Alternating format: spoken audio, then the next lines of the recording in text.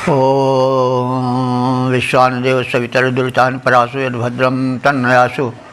ओम भद्रं कर्णेभिः शृणुयाम देवा भद्रं पश्येमाक्षभिर्यजत्राः स्त्रैरङ्गैस्तुष्टुवांशुस्तनूभिर्व्यसेमहि देवहितं यदायुः।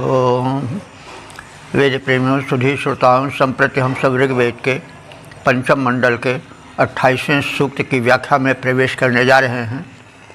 इस सूक्त में 6 मंत्र निबद्ध हैं और सभी छंद जो है वो विश्ववारा आत्रेय के द्वारा दृष्ट हैं।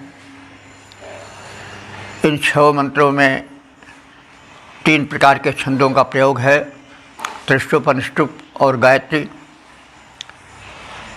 देवता अग्नि हैं और इस ऋग्वेद के पंचम मंडल के 28वें सूक्त के पहले मंत्र के दृष्टा ऋषि हैं ऋषिका, विश्ववारा आत्रेयी, देवता अग्नि और छंद त्रिष्टुप है।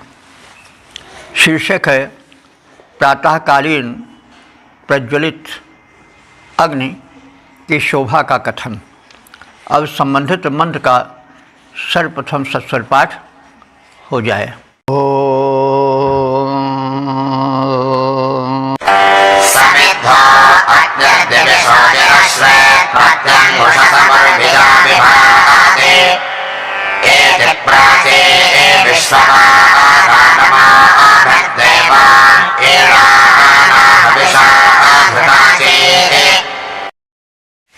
इस पहले मंत्र में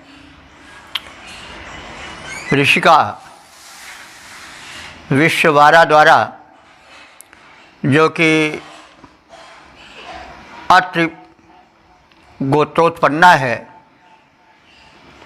उसके द्वारा उषाकालीन यज्ञ में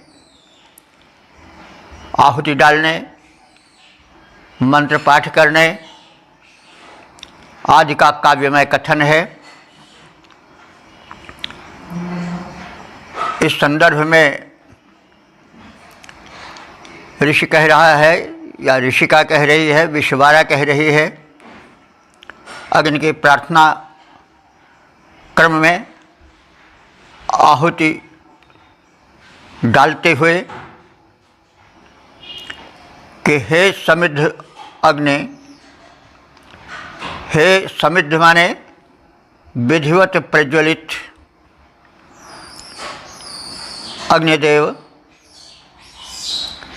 दिव्य शोचि अश्रेत, तुम्हारे जो ये तेजस्वी लपटें हैं, ऐसा प्रतीत होता है कि वे प्राची में लालिमा बनकर छा रही हों। उषा काल में, झुलफुले काल में, प्राची दिशा में लालिमा छा जाती है।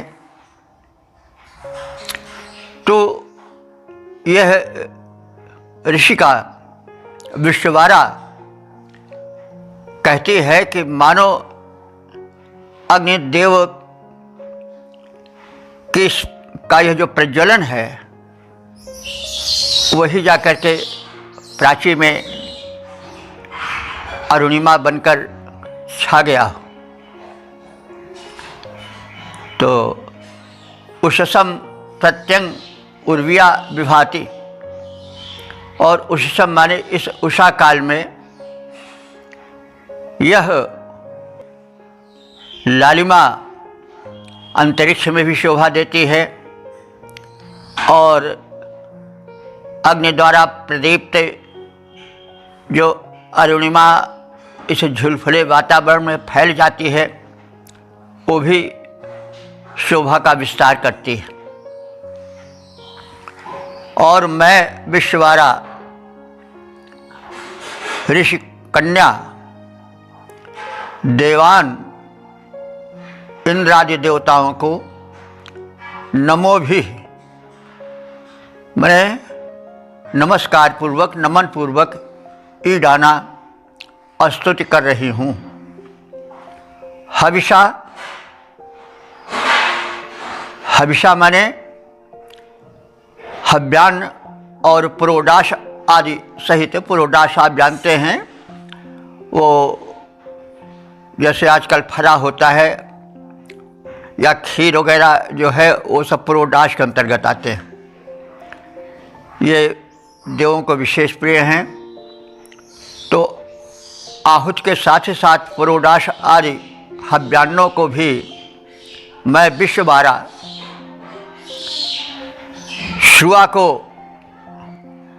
शुआ जिससे घृत डाला जाता है समिद्ध अग्नि में, प्रज्वलित अग्नि में, उस श्रुआ के सहित और हविष्यान्न तथा पुरोडाश आदि के साथ प्राची माने पूर्व दिशा में अपना मुख करके शुआ को लेकर के अग्नि के प्रति आहुति प्रदान कर रही हूँ। ऋषि कन्या जो विश्ववारा है वो कह रही है कि सम्यक प्रज्वलित अग्नि प्रातःकालीन अंतरिक्ष में छाई हुई लालिमा में मानो पहुंच गई हो और लालिमा बन करके अंतरिक्ष में मुस्का रही हो। उषा के समक्ष वो लालिमा विस्तृत होकर विशेष छटा छिटकाती है, शोभा धारण करती है। इस उषाकालीन वातावरण में अग्नि का समिद्ध माने प्रज्वलित रूप विशिष्ट शोभा धारण करता है। देवों को स्तोत्रों से स्तुति करती हुई हवि और पुरोडाश आदि को हाथ में ले करके और एक हाथ में घृत भरे श्रुआ द्वारा अग्नि को तृप्त करने के प्रयोजन से मैं विश्वबारा ऋषिकन्या पूर्वाभिमुख होकर के अग्निदेव को आहुति प्रदान कर रही हूँ। प्रज्वलित अग्नि की लपटें प्रातः छूने लग जाती आसमान, वे अंतरिक्ष में रम्य अरुणिमा बनकर होती भासमान। तब घृत पूरित श्रुआ उठाए करती वेद मंत्र का गान, स्वयं विश्वबारा करती है पूर्वमुखी हो हवि प्रदान। इसी को सविया छंद में इस प्रकार से जान लिया जाए। प्रातः यज्ञ की वेदिका में, प्रातः यज्ञ की वेदिका में जब पावक की लपटें धुधुआती, प्रातः यज्ञ की वेदिका में जब पावक की लपटें धुधुआती, मानो उसी की ही लालिमा हो जो कि प्राची के कोने से है मुस्क्याती। जो श्रुआघृत पूरित है उसको विश्वबारा घृताहुति हेतु उठाती, वेद के मंत्रों को गाती हुई वह अग्नि को आहुतियाँ है चढ़ाती। ओम वेद प्रेमियों सुधी श्रोताओं, संप्रति हम सब ऋग्वेद के पंचम मंडल के 28वें सूक्त के दूसरे मंत्र की व्याख्या में प्रवेश करने जा रहे हैं। मंत्र दृष्टा जिस विश्वबारा आत्रेयी, छंद जगती और देवता अग्नि है। शीर्षक है आहुति प्रदान कर अग्नि की उपासना से लाभ प्राप्ति का कथन। अब संबंधित मंत्र का सर्वप्रथम सस्वर पाठ हो जाए।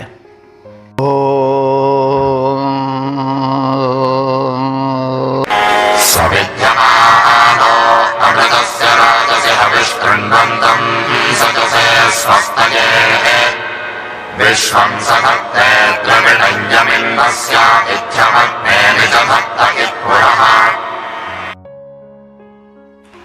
इस दूसरे मंत्र में अग्नि उपासना से लाभों का कथन है। अग्नि उपासक कभी दुखी और दरिद्रता से विपन्न जीवन नहीं बिताता है। वो समृद्ध रहता है, स्वस्थ रहता है, सुखी रहता है। तो अग्नि को सदैव आप एक व्यापक रूप में देखने की चेष्टा करें। अग्नि को केवल गार्हपत्य अग्नि यानी घर में दीपक रूप में जलने वाले, रसोई में भोजन पकाने वाले सामान्य रूप से दृश्यमान अग्नि न समझें। अग्नि को उसकी व्यापकता में देखें। हमारे शरीर में भी अग्नि तत्व विद्यमान है, उसकी प्रधानता है। अग्नि तत्व जब क्षीण होने लगता है तो शरीर भी क्षीण होने लगता है, जरा और व्याधियों का शीघ्र आक्रमण हो जाता है। जो चमकता मुखमंडल था वह धीरे धीरे घिनौना बनने लगता है, जरा व्याधि का आक्रमण हो जाता है। तो अग्नि के सेवन का तात्पर्य हुआ कि अग्नि से ऊष्मा प्राप्त करना, उनका ध्यान करना ज्योति रूप में, और जठराग्नि को सम्यक आहुति प्रदान करना, पवित्र खाद्यान्न देना, और इस प्रकार से अनेक रूप से जो अग्नि है चतुर्दिक व्याप्त, उनका सेवन करना, समुचित सदुपयोग करना आदि को समझना चाहिए। तो जो इस प्रकार से करेगा वो स्वस्थ रहेगा, संपन्न रहेगा, क्योंकि ऊर्जा अग्नि से ही उत्पन्न होती है। तो शरीर में बल रहे, तेज रहे, ओज रहे, बुद्धि में तेज ओज रहे, तो फिर सारी समृद्धियाँ, सारे सुख तो स्वतः आते ही जाएंगे।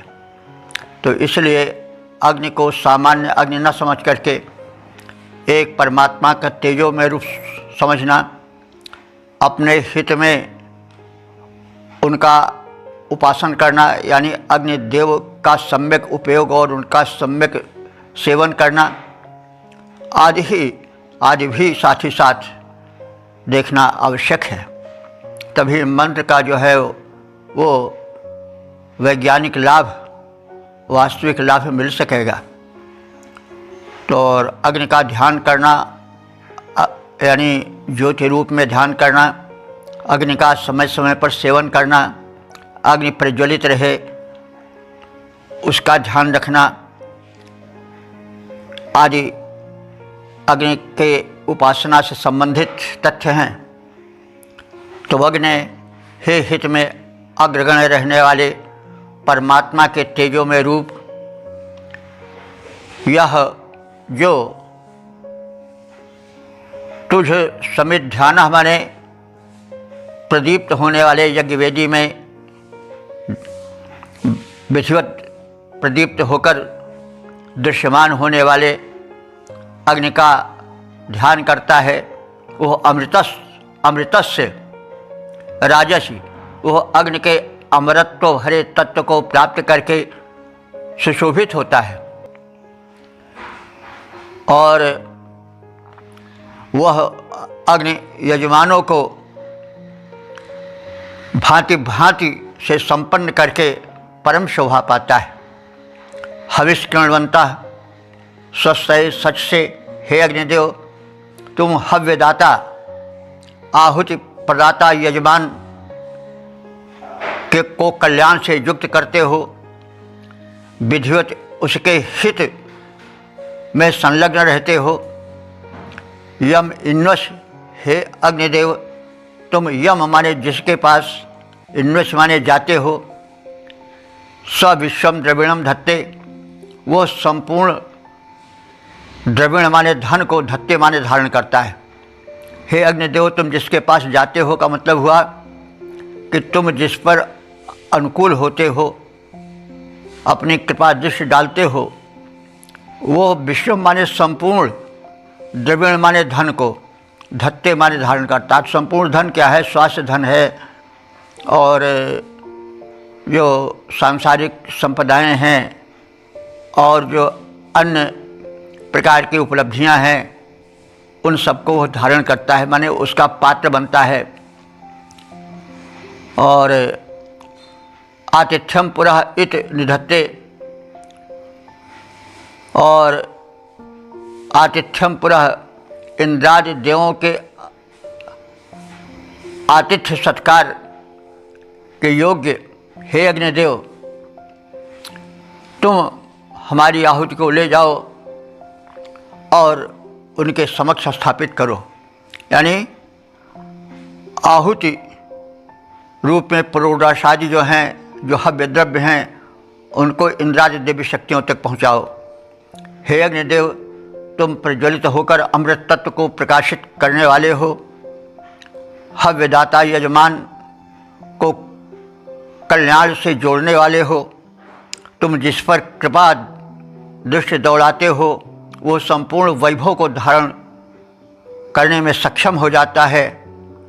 यजमान तुम्हारे समक्ष आतिथ्य के अनुकूल हव्यादि पदार्थ प्रस्तुत करते हैं।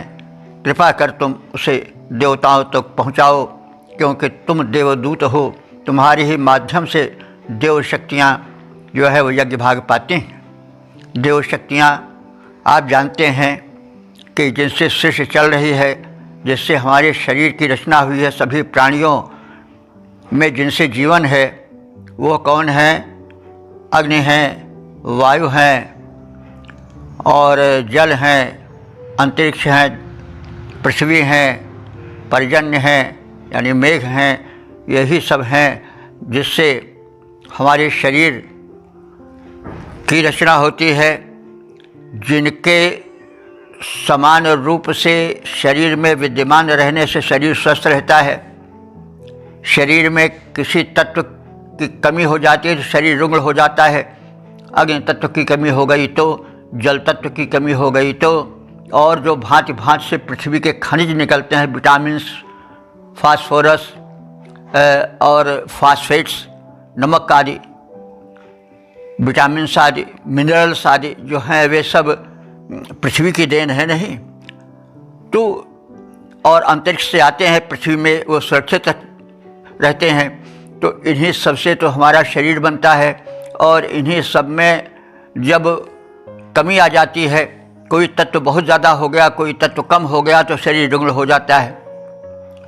तो तात्पर्य यह है कि देव शक्तियाँ यही सब हैं। चाहे पृथ्वी हो जो कि माता है, हमें धारण करती है, जिसमें तमाम विद्यमान रहते हैं तत्व जो कि अंतरिक्ष से झरते हैं, वे आकर के धरती में संग्रहित हो जाते हैं। जब फसलें, फल फूल आदि को देने वाले वृक्ष, वनस्पतियाँ उगती हैं तो वे पृथ्वी से उनमें जा कर के फल फूल अन्न के रूप में, मेवे आदि के रूप में संकलित हो जाते हैं, स्थित हो जाते हैं। इसी प्रकार से अंतरिक्ष से भी जो ग्रहों उपग्रहों से ऊर्जा आती है, वो वृक्ष वनस्पतियाँ सूखती हैं ऊपर से, और वही फल फूल अन्न आदि के रूप में होती हैं। तो कहने का तात्पर्य यही सच्ची देव शक्तियाँ हैं। और जब जल तत्व कम हो जाता है, या कोई विटामिन और कोई मिनरल्स जिसको कहते हैं, कोई धातु जो कहते हैं, वो कम हो जाती है, जो शरीर रुग्ण हो जाता है। तो यही दिव्य शक्तियाँ हैं जो शरीर को स्वस्थ रखती हैं, और जिनसे शरीर बना है, जल क्षिति पावक गगन समीर आदि से। तो जो वैदिक देव हैं वो प्रत्यक्ष देव हैं, उनका लाभ हम लेते हैं। उनके रुष्ट होने पर या उनके अभाव में हम रुग्ण हो जाते हैं, हम विपन्न हो जाते हैं, दुखी हो जाते हैं।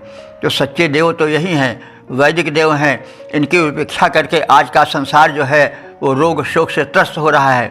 प्रदूषण क्यों फैल रहा है? क्योंकि हम इनको देव नहीं मानते हैं। हम मंदिर मस्जिद में ही देव ढूंढते हैं, गुरुद्वारे गिरजाघर में ही देव ढूंढते हैं। तो खैर वो बुरा ढूंढना नहीं है, कोई उसकी आलोचना नहीं है, लेकिन फिर भी सच्चे देव तो यही हैं। इनको हम भूल चुके हैं। इसलिए हम आज प्रदूषण से ग्रस्त होकर के, तरह तरह के रोगों से, शोकों से ग्रस्त होकर के धन और स्वास्थ्य सब कुछ गंवा रहे हैं। हमारा धन लुटेरे डॉक्टर वैद्य लूट रहे हैं खूब, और हम तरह तरह से चक्कर काट रहे हैं और देव शक्तियों को भूले हुए हैं। इसलिए देव शक्तियों का स्मरण करें, यज्ञीय जीवन बिताएं जैसा कि यह ऋषिका बिता रही है और महिमा गायन कर रही है। तो हम इस तथ्य को न भूलें, क्योंकि वैदिक धर्म की यदि हम उपासना करेंगे, यदि हम उसके देवत्व को पहचानेंगे जो कि प्रत्यक्ष देव हैं, जिनके अभाव में हमारा शरीर नहीं रह सकता है और जिनके संगठन से हमारा शरीर बना है, सच्चे देव तो वही हैं जिनको हम भूल चुके हैं। तो ठीक है, मंदिर मस्जिद तो एक प्रतीक है, प्रतीक पूजा है, वो हम एक आस्था लाते हैं कि यहीं पर सब कुछ है। ठीक है, वो अपने स्थान पर है, लेकिन सही देवत्व तो यही है। और हम उस देवत्व को भूल जाएं तो कोई विशेष लाभ मतलब हानि नहीं होगी। और इस देवत्व को भूल जा रहे हैं तो हम दुख भोग रहे हैं। रोग शोक के रूप में हव्य नहीं जा रहा, औषधीय धुआं नहीं पहुंच रहा है, कीड़े बढ़ते जा रहे हैं, कृमि जो हैं वो क्षीण होते जा रहे हैं, और इन देवों से मिलने वाला तत्व हमारे शरीर में संग्रहित नहीं हो रहा है। इसलिए हमारे शरीर में रोग अवरोधक क्षमता क्षीण होती जा रही है। तो उसका तो हम दुष्परिणाम भोग रहे हैं अस्वस्थ रूप से, लेकिन हम उस ओर प्रवेश नहीं कर रहे हैं, उधर हमारा ध्यान नहीं जा रहा है। हम भटके हुए कहीं हैं, कहीं भ्रमे हुए हैं। और भाई जब कोई रास्ता भूल जाएगा, भटक जाएगा, तो फिर उसको मंजिल कैसे मिलेगी। इसलिए बहुत आवश्यक है कि वैदिक मान्यताओं को हम ध्यान दें और उसे पुनर्जीवित करें। तो तात्पर्य है कि हे अग्निदेव, तुम प्रज्वलित होकर अमृत तत्व को प्रकाशित करते हो, तन मन धन के रूप में, स्वास्थ्य के रूप में उसका वितरण करते हो, हव्यदाता यजमान को कल्याण से जोड़ते हो। तुम जिस पर कृपा दृष्टि दौड़ाते हो वो संपूर्ण वैभव का अधिकारी हो जाता है। यजमान तुम्हारे समक्ष आतिथ्य के अनुकूल हव्यादि पदार्थ प्रस्तुत करता है। हे अग्निदेव, तुम इसे स्वीकार करो। हे प्रज्वलित अग्नि, तुम करते अमृत तत्व का पुण्य विधान। हे प्रज्वलित अग्नि, तुम करते अमृत तत्व का पुण्य विधान। हविदाता यजमान तुम्हारे ही कारण पाता कल्याण। जिस पर करते कृपा विभव युत हो जाता है वह यजमान, करता है सेवा में प्रस्तुत वह तेरे रुचिकर हव्यान। ओम वेद प्रेमियों, सुधीर श्रोताओं, संप्रति हम सब ऋग्वेद के पंचम मंडल के 28वें सूक्त के तीसरे मंत्र के व्याख्या में प्रवेश करने जा रहे हैं। मंत्र दृष्टादिश विश्ववारा आत्रेयी, छंद त्रिशुक, देवता अग्नि है, शीर्षक है सौभाग्यवर्धन और शत्रु दमन हेतु प्रार्थना। अब संबंधित मंत्र का सर्वप्रथम सस्वर पाठ हो जाए।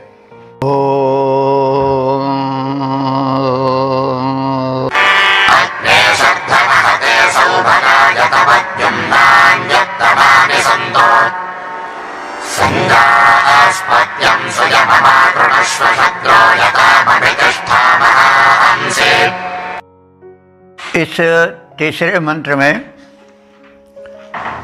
ऋषिका विश्ववारा द्वारा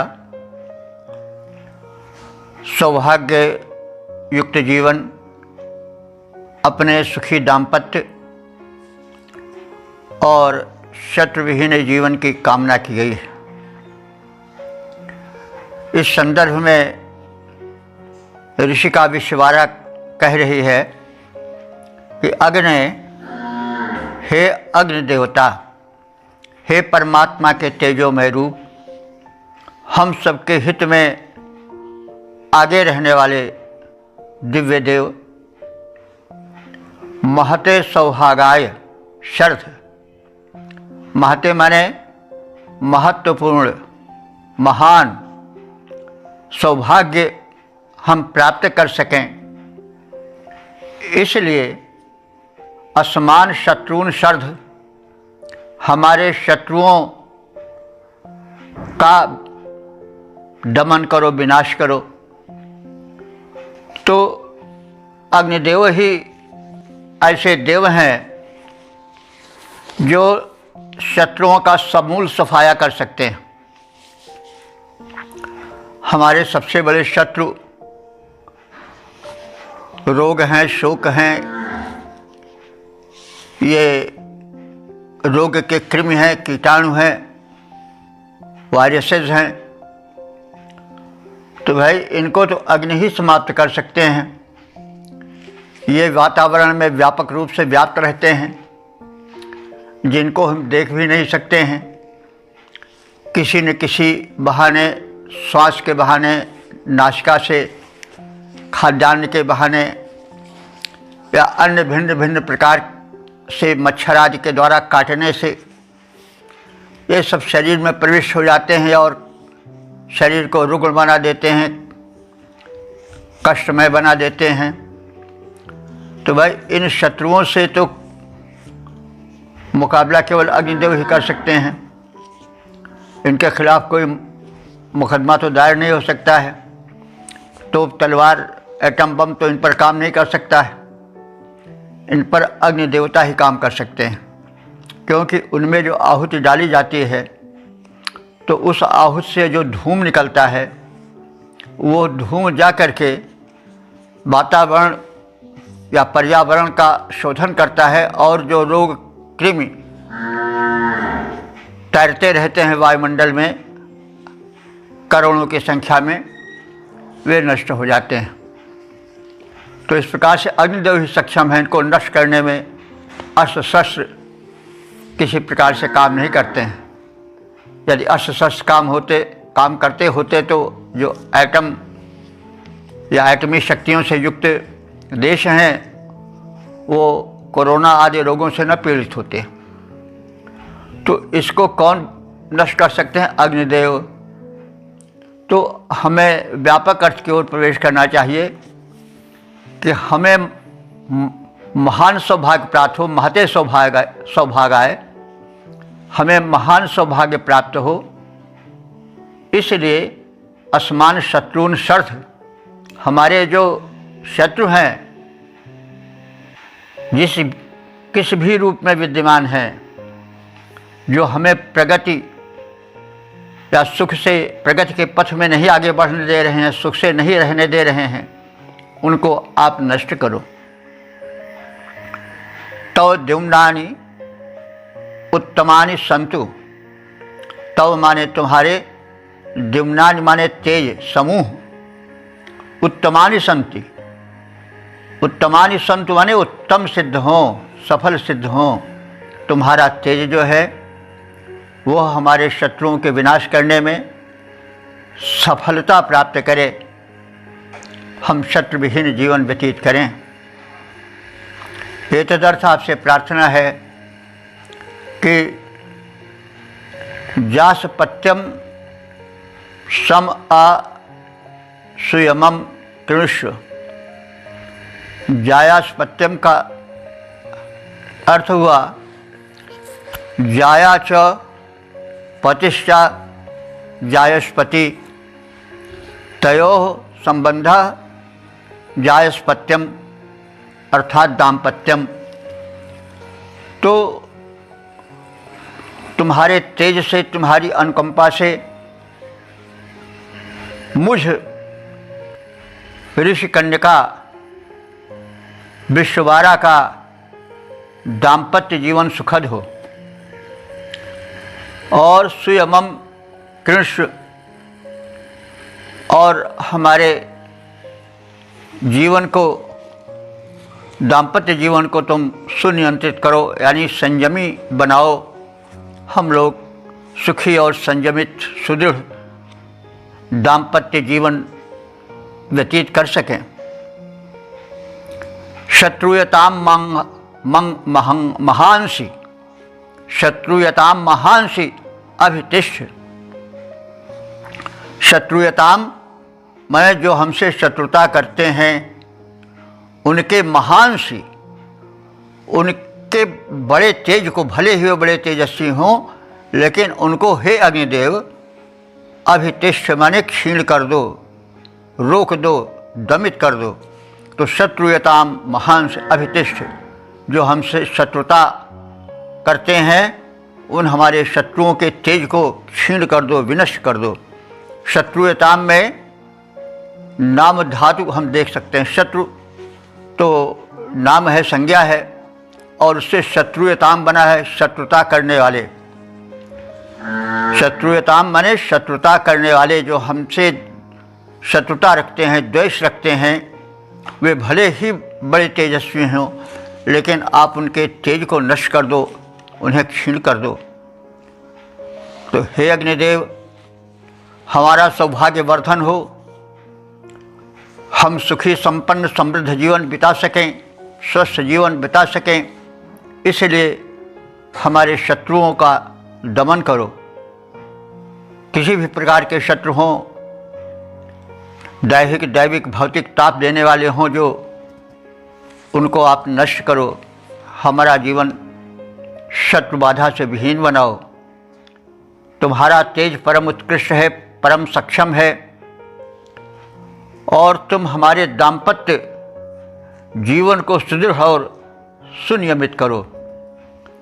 तो दाम्पत्य जीवन अग्नि से संबंधित है।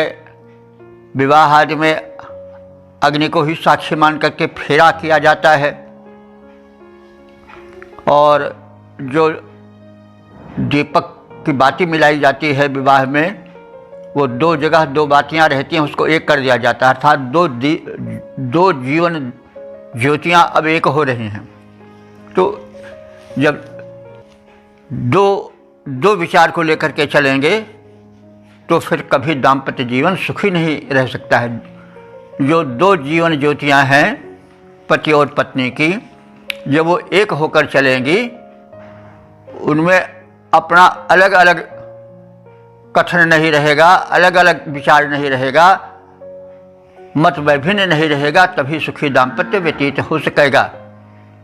तो अग्निदेव को ही साक्षी बना करके दाम्पत्य जीवन जुड़ता है, इसलिए उन्हीं से प्रार्थना की जा रही है कि हे अग्निदेव, तुम हमारे जीवन ज्योतियों को, हम दंपतियों के जीवन को सुनियंत्रित करो और उसको सफल करो, यानी नियंत्रित हो, नियंत्रित सुनियंत्रित हो। इसका तात्पर्य हुआ कि हमारा दाम्पत्य एक संयमित दाम्पत्य हो।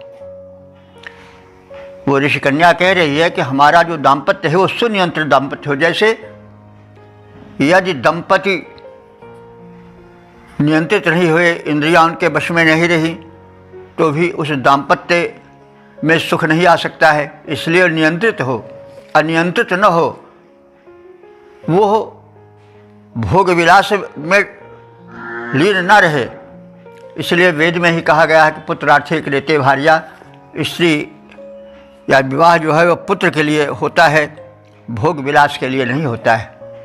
वो संयमित जीवन बिताने के लिए होता है, वो सफल गृहस्थ जीवन को पल्लवित पुष्पित होने के लिए होता है, न कि विलास के लिए होता है, न कि अनियंत्रित वासना की तृप्ति के लिए होता है, जो कि कभी तृप्त होने वाली है ही नहीं।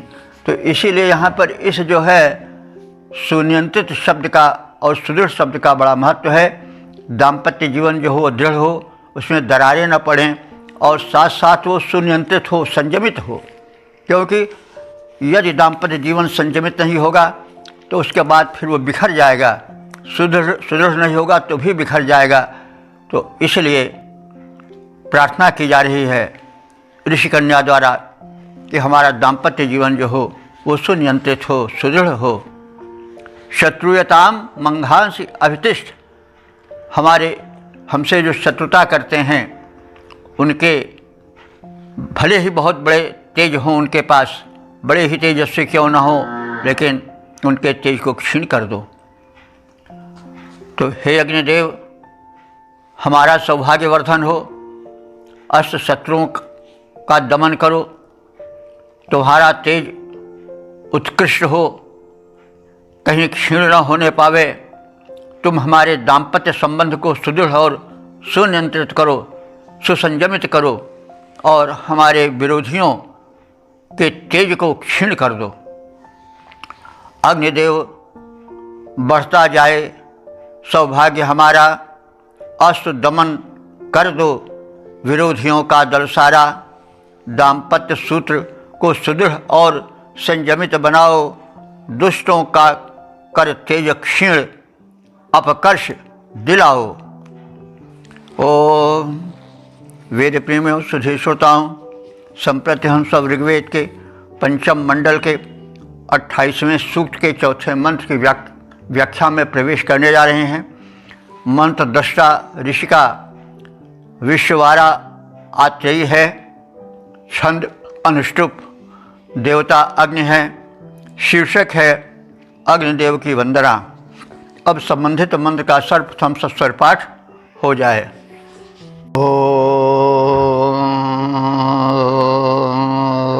समिद्धस्य ब्रह्मसो देवं देवमश्रयम् वृषभाद्यं नवाहं असि समध्वरेष्विध्यसे। इस चौथे मंत्र में अग्निदेव से प्रार्थना की गई है कि वे अग्नि उपासकों के मनोरथों को पूर्ण करें, क्योंकि वे सक्षम हैं, देव हैं, दिव्य हैं और परमात्मा के तेजोमय रूप हैं तथा हित में अग्रगण्य रहने वाले हैं, इसीलिए अग्नि कहे जाते हैं। तो हे अग्निदेव, समिद्धस्य तव प्रमहसा श्रियं वंदे। समिद्धस्य माने प्रज्वलित हुए, प्रदीप्त हुए, तव माने तुम्हारे, प्रमहसा माने प्रज्वलित, श्रियम माने शोभा या तेज, वंदे माने वंदना करते हैं। तो तुम्हारे प्रज्वलित तेज और श्री की हम वंदना करते हैं, क्योंकि अग्नि जो हैं वो तेजस्वी हैं, अंधकार को दूर करने वाले हैं। शरीर में जब प्रदीप्त होते हैं तो रोग शोक दूर हो जाते हैं। दृश्य में जब तक प्रज्वलित रहते हैं तब तक नेत्र की दर्शन शक्ति काफ़ी प्रदीप्त रहती है। तो अग्नि तो हमारे शरीर में जब प्रज्वलित होते हैं, प्रदीप्त रहते हैं, तो स्वास्थ्य रहता है, जठराग्नि प्रबल रहती है, भोजन ठीक से पचता है और शरीर में शोभा, तेज, ओज की वृद्धि होती है। तो इस प्रकार से जो तुम्हारे द्वारा हमारे जीवन में, शरीर में तेज वृद्धि की जाती है, तुम्हारे उस तेज वर्धक रूप की हम सब वंदना करते हैं। तुम वृषभ हो। वृषभ का अर्थ देखिए बैल नहीं है। जहाँ तक हम लोग अभी तक देखे हैं शब्दार्थ, वहाँ वृषभ बैल के लिए नहीं प्रयुक्त हुआ है। यह बाद में बैल के लिए रूढ़ हो गया। वृषभ का मूल अर्थ होता है कि जो बलवान हो वह वृषभ है, और जो वृष्टि करे, वर्षा करे, पर्याप्त मात्रा में किसी वस्तु को दे, वह वृषभ है। तो इन्हीं दो अर्थों में प्रयोग होता रहा है वृषभ शब्द।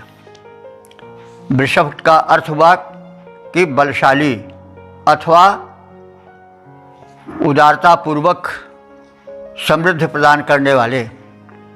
तो हे अग्निदेव, तुम वृषभ हो, बलशाली हो, शरीर में ऊर्जा और बल देने वाले हो तथा समृद्धियों के वर्षक हो, समृद्धियों को पर्याप्त मात्रा में प्रदान करने वाले हो।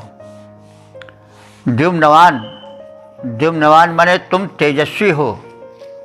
तेजस्वी हो इसलिए तेज भी देने में सक्षम हो, क्योंकि जिसके पास जो होगा वही तो दे पावेगा, और जिसके पास होगा नहीं वो क्या दे पावेगा। तो अग्नि के पास तेज है तो वह तेज दे सकता है। इसलिए कहा गया है कि तेजोसी तेजो में थे, तुम तेज स्वरूप हो, हमें तेज दो।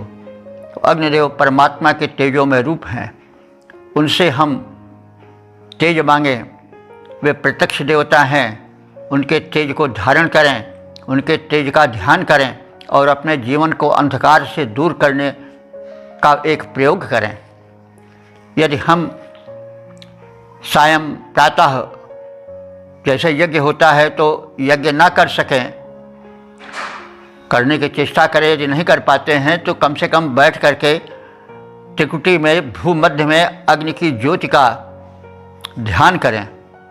उससे हमें प्रत्यक्ष लाभ होगा, शरीर में आरोग्य वर्धन होगा, शरीर में तेज की वृद्धि होगी, हमारी बुद्धि तीव्र होगी, हमारी चिंतना स्वस्थ होगी और हम सुखी रह सकेंगे। इस अग्नि की महत्ता को ऋषियों ने समझा है, इसीलिए बार बार वो चेताते हैं कि हे अग्नि देव, तुम तेज के स्वरूप हो, तेज के पुंज हो, अंधकार के विनाशक हो, हमारे जीवन को तेजस्वी करो और हमारे जीवन के अंधकार को दूर करो। तुम बलिष्ठ हो, बल को प्रदान करने वाले हो, ऊर्जा स्वरूप हो, हमें ऊर्जस्वल बनाओ, हमें तेजस्वी बनाओ, हमें शक्तिशाली बनाओ, क्योंकि जीवन में जब शक्ति नहीं रहती तो व्यक्ति जो है वो अशक्त हो जाता है, दीनहीन हो जाता है। तो इसलिए हे अग्निदेव, तुम कामनाओं के पूरक हो और तेजस्वी हो, हमें तेज दो, ओज दो, शक्ति दो। अध्वरेषु समिद्धते, हम अध्वर में, अध्वर माने हिंसा रहित यज्ञों में तुम्हें समिद्धते माने भली प्रकार से प्रज्वलित करते हैं। तो यज्ञ केवल आहुति डालने तक ही नहीं है, बल्कि जितने हम शुभ कर्म करते हैं सब यज्ञ है। यजुर्वेद में कहा गया है यज्ञ वे श्रेष्ठ समम कर्म, जितने श्रेष्ठ कर्म है जिससे समाज का हित होता है, जिससे जीवन में प्रकाश फैलता है, सुख और समृद्धि आती है, वो सब कर्म यज्ञ ही है। तो अग्निदेव की कृपा से ही जीवन यज्ञ सफल होता है, क्योंकि जीवन यज्ञ में कोई भी हो शक्ति की, ऊर्जा की आवश्यकता होती है, प्रकाश की आवश्यकता होती है, तो वो अग्नि से ही प्राप्त होता है, क्योंकि अग्निदेव परमात्मा के तेजोमय रूप हैं। इसलिए कहा जा रहा है कि अध्वरेषु, हमारा जीवन यज्ञ हिंसा रहित हो, यानी हमारे जीवन यज्ञ में किसी को कष्ट न पहुँचे, न तन से, न मन से, न हमारे धन से, न हमारे उद्योग से। तो हमारे इस हिंसा रहित जीवन यज्ञ में आप सम्मिलित हों और उसको समृद्ध से माने विधिवत प्रज्वलित करें, विधिवत परिपूरित करें। हे अग्निदेव, प्रज्वलित तुम्हारे तेज और शोभा की हम वंदना करते हैं। तुम कामना पूरक हो और तेजस्वी हो, तुम यज्ञों में भली भांति प्रज्वलित होने वाले हो। हमारे इस जीवन यज्ञ को पूर्ण रूप से सशक्त करो, ऊर्जस्वल करो, प्रज्वलित करो, ये चारों ओर दीप्तिमान हो जाए, चारों ओर इसकी दीप्ति, चारों ओर इसकी शोभा, इसकी छटा बिखर जाए, फैल जाए। हे अग्नि, तुम्हारे तेज और शोभा का वंदन हम करते। हे अग्नि, तुम्हारे तेज और शोभा का वंदन हम करते। तुम यज्ञों में होकर प्रदीप्त, इच्छाएं हम सबकी भरते।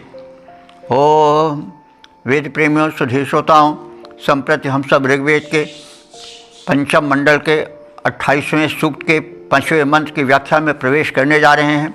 मंत्र दृष्टा विश्ववारा आत्रेयी, छंद गायत्री और देवता अग्नि हैं। शीर्षक है होता रूप अग्नि से यज्ञ संपन्न करने का अनुरोध। अब संबंधित मंत्र का सर्वप्रथम सस्वर पाठ हो जाए।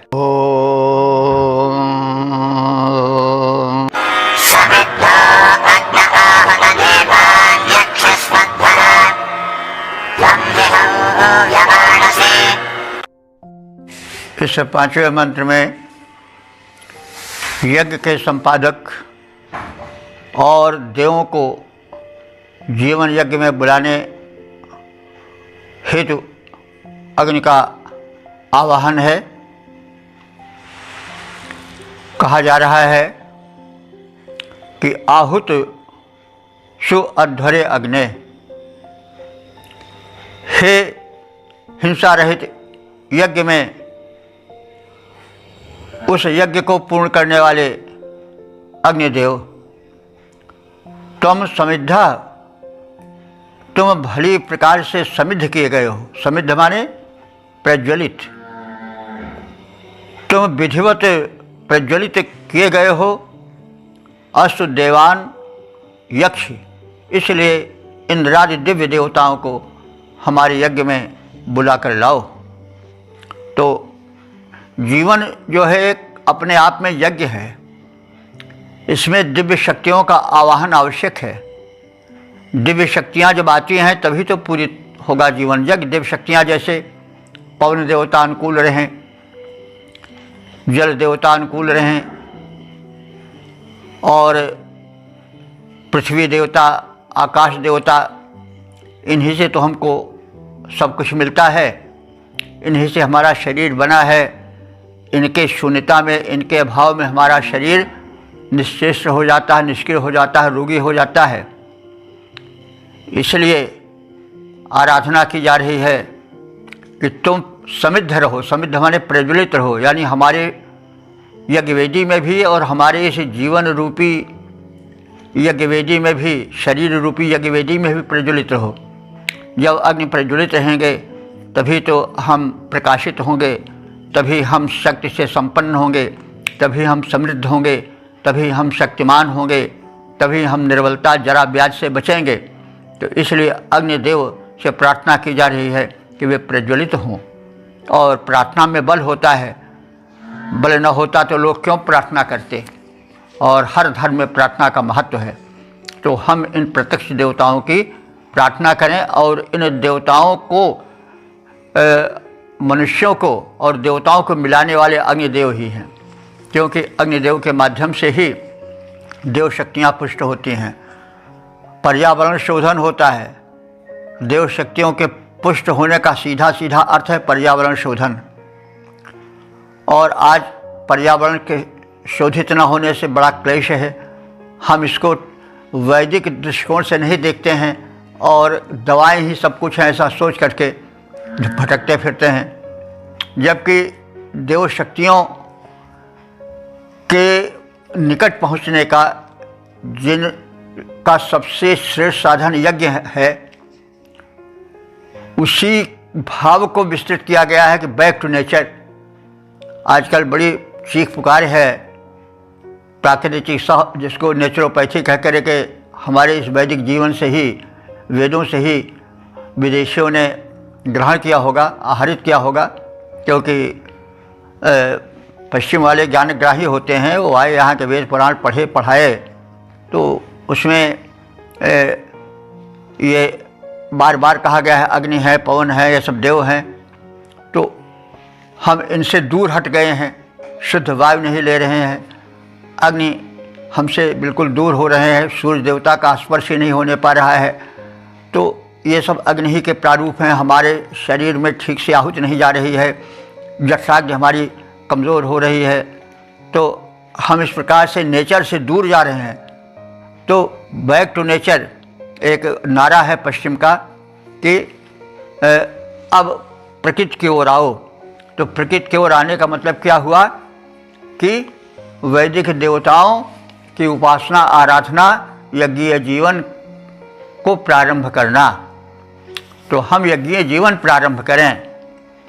तो इसीलिए कहा जा रहा है कि आहुत सुअध्वर अग्ने, हे अग्निदेव तुम आहूत हो, आमंत्रित हो और हमारे इस हिंसा रहित यज्ञ में पधारो। तुम समृद्ध, तुम जब समृद्ध होते हो, प्रज्वलित होते हो, तो इस प्रज्वलित स्थिति में देवान यक्ष देवताओं को विधिवत बुलाकर उनका यजन करो। यानी जब अग्नि प्रज्वलित होंगे तभी तो देवों का यजन हो सकेगा। ऐसे भी आप देखें तो जो हमारे शरीर में जठराग्नि है, जब वो प्रज्वलित रहेगी तो जो भोजन की आहुति जाएगी तो उससे जो देव शक्तियाँ नेत्र में बैठी हुई हैं, जो कान में बैठी हुई, जो पूरे शरीर में व्याप्त हैं, प्राणवायु बनकर तरह तरह से, वे तभी तो पुष्ट होंगी। और जब अग्नि नहीं प्रज्वलित रहेगी जठराग्नि, तो उसमें जो आहुति डाली जाएगी तो वह जो है वो विष पैदा करेगी और फिर हमारे दृष्टि से अग्नि देवता चले जाएंगे, सूर्य देवता चलेंगे, प्रकाश चला जाएगा। कानों से श्रवण में जो कहा जाता है पवन का प्रवेश होता है, श्रवण शक्ति जो है वो दूर हो जाएगी, नासिका दुर्बल हो जाएगी, प्राण शक्ति कमज़ोर हो जाएगी। तो इस प्रकार से ये सब जो देव शक्तियाँ हैं ये रूठ जाएंगी। तो इनको प्रसन्न कौन कर पाता है? अग्निदेव। अग्निदेव जो है वो हमारे यज्ञवेदी में तो रहते ही हैं, लेकिन हमारे शरीर रूपी यज्ञवेदी में भी जठराग्नि बन करके रहते हैं। और जब वे पुष्ट रहते हैं तो जो देव शक्तियाँ हैं हमारे शरीर में विविध रूपों में व्याप्त, वे उससे तृप्त होती हैं और हमारा शरीर स्वस्थ और सक्रिय रहता है। इसलिए इस रूप में कहा जा रहा है कि हे अग्निदेव, तुम समृद्ध हो, तुम प्रज्वलित हो और प्रज्वलित होकर के जो दिव्य शक्तियाँ हैं उनको भी यक्ष माने उनको तुम सशक्त करो, प्रज्वलित करो और हमारे कल्याण में सदैव निरत रह सकें, हम स्वस्थ जीवन बिताएं, हम सुखी जीवन बिताएं, मंगलमय जीवन बिताएं। तुम देवों के आवाहक हो, वही मतलब दिव्य शक्तियाँ तुमसे तृप्त होती हैं, तुमसे जीवन पाती हैं और तुम उनको हमारे अनुकूल रखो। तुम तुम हव्यवाहक हो। बड़ा स्पष्ट है, अग्निदेव ही जो आहुति डाली जाती है तो उसको भस्म करके देवताओं तक पहुंचाते हैं।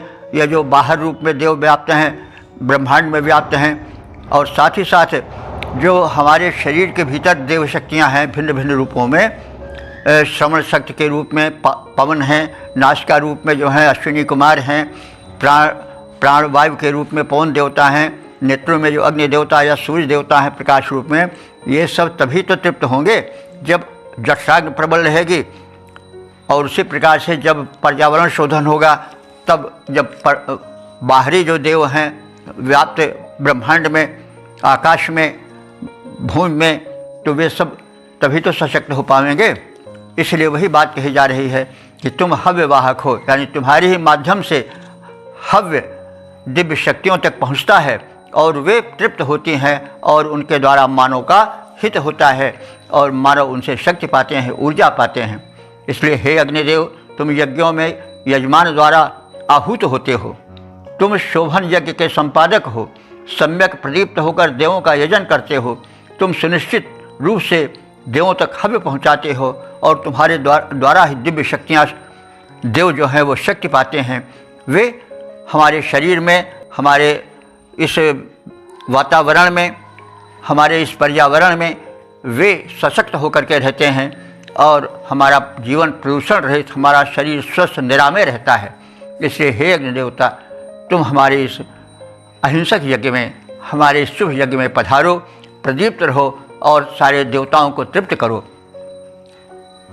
तो हे अग्निदेव, तुम यज्ञों में यजमान द्वारा आहूत होते हो, यानी हम जो यज्ञ करता है वो तुम्हारा आवाहन करते हैं।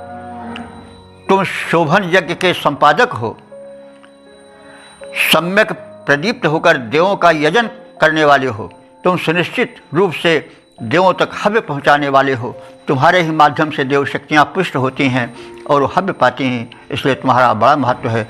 तुम बाह्य पर्यावरण में दिव्य शक्तियों को ऊर्जस्वल बनाते हो, उन्हें पुष्ट बनाते हो और जो हमारे इस शरीर रूपी, इस पिंड रूपी ब्रह्मांड में जो देव शक्तियाँ हैं, नेत्र में विराजमान अग्नि रूप में या सूर्य रूप में, कानों में जो और प्राण के भीतर जो प्राण के रूप में व्याप्त हैं, प्राणवायु के रूप में व्याप्त हैं, इसी प्रकार से हमारे सारे शरीर में देव शक्तियाँ ही तो हैं, उन्हीं का प्रसाद ही तो है।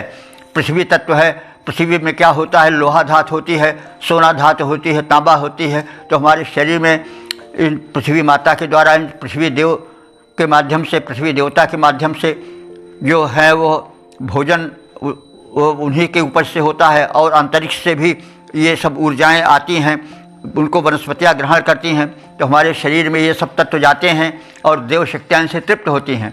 और जब इस तत्वों का अभाव हो जाता है तो क्या हम लोग टेबलेट खाते हैं, आयरन की टेबलेट देते हैं। लोहा पृथ्वी से तो होता है, पृथ्वी देवी हैं, देवता हैं। और इसी तरह से स्वर्ण तत्व तो बिल्कुल समाप्त हो जाता है, क्योंकि सब जल भुन जाता है। कुछ ही पौधों में स्वर्ण मिलता है, जैसे चौलाई में लोग बताते हैं स्वर्ण होता है, लेकिन अब जब उसको तल भुन करके नष्ट कर दिया जाता तो नष्ट हो जाता है। इसलिए हमारे शरीर में तमाम खनिज जो है वो नष्ट हो जाते हैं, जो पृथ्वी तत्व से मिलते हैं अथवा आकाश में से आते हैं। तो वे सब जब देव शक्तियों से नष्ट हो जाते हैं और देव शक्तियों से ही मिलते हैं तो हमारा शरीर रुग्ण हो जाता है। तो इसको देने वाले कौन है? अग्निदेवता। तो अग्निदेवता जब देव शक्तियों को अनुकूल रखेंगे तो वे भी हमारे अनुकूल रहेंगे। और जो हमारे शरीर में तरह तरह से व्याप्त देवताओं के माध्यम से प्राप्त होने वाले अवयव हैं या तत्व हैं वे सुरक्षित रहेंगे और तब हम पूर्ण स्वस्थ और संपन्न रहेंगे। तो क्या बाह्य संसार हुआ, क्या पर्यावरण हुआ, क्या हमारे पिंड रूपी ब्रह्मांड में व्याप्त तत्व हुए, वे सब देव तत्व ही हैं और देव तत्व के माध्यम से ही हम शरीर में स्वास्थ्य प्राप्त करते हैं और वो सब के सब जो हैं अग्नि देवता के माध्यम से ही मिलते हैं। वे ही देवों को हव्य पहुंचाते हैं, क्योंकि अग्नि प्रदीप्त होते हैं हमारे जठराग्नि में। तो फिर क्या होता है कि जो भोजन जाता है वो सब पचता है और चारों ओर शरीर में व्याप्त होता है। जो प्राण शक्ति है, जो प्राण देवता हैं, जो नेत्रों में ज्योति रूप में देवता हैं, अग्नि देवता या सूर्य देवता या वायु देवता, वो सब हैं। फिर गैसेज नहीं उठती हैं, फिर सब हमारे देवता अनुकूल रहते हैं। यदि हम इसके विपरीत आचरण करते हैं तो गैस भी तो एक प्रकार से वायु ही है।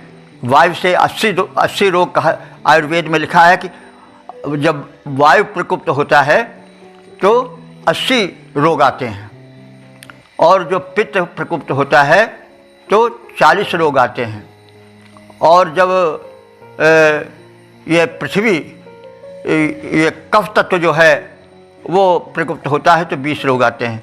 तो ये सब बड़ा स्पष्ट हमारे आयुर्वेद जो है वो भी तो वेदों का ही एक अंश है। उसमें कहा गया बात पित्त कफ जब शरीर में सम अवस्था में रहता है, शरीर स्वस्थ रहता है, तो वात तो हम देखते ही हैं, वायु दो है। तो ये इन्हीं के प्रकोप से तो गैसेज आज उठते हैं। जो वायु तत्व है, अग्नि तत्व है, अग्नि तत्व से जो पित्त है वो अग्नि तत्व से बनता है, क्योंकि वो पित्त जब प्रकोप हो जाता है तो एक डकार जो आती है वो जलती हुई सी आती है, अम्ल पित्त उसी को कहते हैं। और कफ तत्व जो है पृथ्वी और जल तत्व मिल करके कफ तत्व बनाते हैं। तो वो भी तो एक इसी पृथ्वी के देव और ये सब देवता हैं। तो इन्हीं के सम रहने से, अनुकूल रहने से हमारा शरीर स्वस्थ रहता है। ये जब प्रतिकूल हो जाते हैं तो ये देव शक्तियाँ जो हैं वो रुष्ट हो जाती हैं, वही हमारा रोग है, वही शोक है। तो ये सब कैसे होते हैं? अग्नि के द्वारा होते हैं। अग्नि जब हमारा ठीक, अग्नि तत्व जब ठीक रहेगा, अग्नि तत्व जब प्रज्वलित रहेगा तो हमारा जीवन यज्ञ सफल होगा और देव शक्तियाँ जितनी हैं वे सब हमारे अनुकूल रहेंगी। तो इस प्रकार से हम वेद के व्यापक अर्थ को समझें और अपने जीवन में उसको उतारें। अब उसको हम तरह तरह से प्राकृतिक के साथ बैक टू नेचर आदि कहकर पुकारते हैं, लेकिन वेद से ही ये सब जुड़े हुए हैं। इसलिए वेद के रहस्य को हम समझें और तदनुकूल जीवन बिताएं, सुखी और संपन्न जीवन बिताएं, समृद्ध जीवन बिताएं।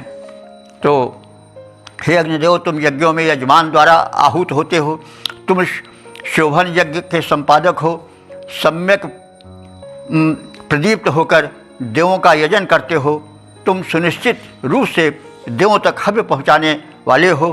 तुम्हें नमन है, वंदन है, अभिनंदन है। तुम यज्ञों में यजमानों द्वारा देव बुलाए जाते हो, तुम यज्ञों में यजमानों द्वारा हे देव बुलाए जाते हो, तुम यज्ञों के संपादक हो, देवों तक हवि पहुँचाते हो। ओम वेद प्रेमियों, सुधीर श्रोताओं, संप्रति हम सब ऋग्वेद के पंचम मंडल के 28वें सूक्त के छठे मंत्र की व्याख्या में प्रवेश करने जा रहे हैं। मंत्र दृष्टा विश्व वारा आत्रेयी, छंद गायत्री, देवता अग्नि है, शीर्षक है देवदूत बनकर देवों तक हव्य ले जाने हेतु ऋत्विज अग्नि से अनुरोध करें। अब संबंधित मंत्र का सर्वप्रथम सस्वर पाठ हो जाए।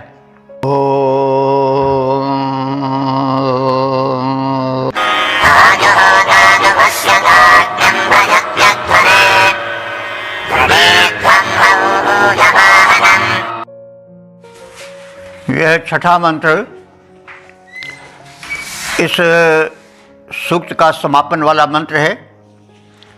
इसमें जो ऋषिका है, ऋषिकन्यका है, विश्ववारा आत्रेयी है, वो स्वयं तो आहुति डाल ही रही है, साथ ही साथ अन्य ऋतुजों से, पुरोधाओं से अनुरोध कर रही है कि वे विधिवत यज्ञ संपादन हेतु अग्नि के महत्व को समझें और उनको आहुतियाँ प्रदान करें, क्योंकि वे देव शक्तियों को बुलाने वाले हैं, उनको तृप्त करने वाले हैं, उनको मानव के हित में लगाने वाले हैं, उनको प्रसन्न करने वाले हैं और शुभ की, स्वास्थ्य की, कल्याण की वर्षा करने वाले हैं। अध्वरे प्रयाति हव्य वाहने अग्निम आजुहोत। हे ऋतुज, ऋतुजा, हे ऋतुजगण, अध्वर्य माने इस हिंसा रहित यज्ञ में प्रयति, तुम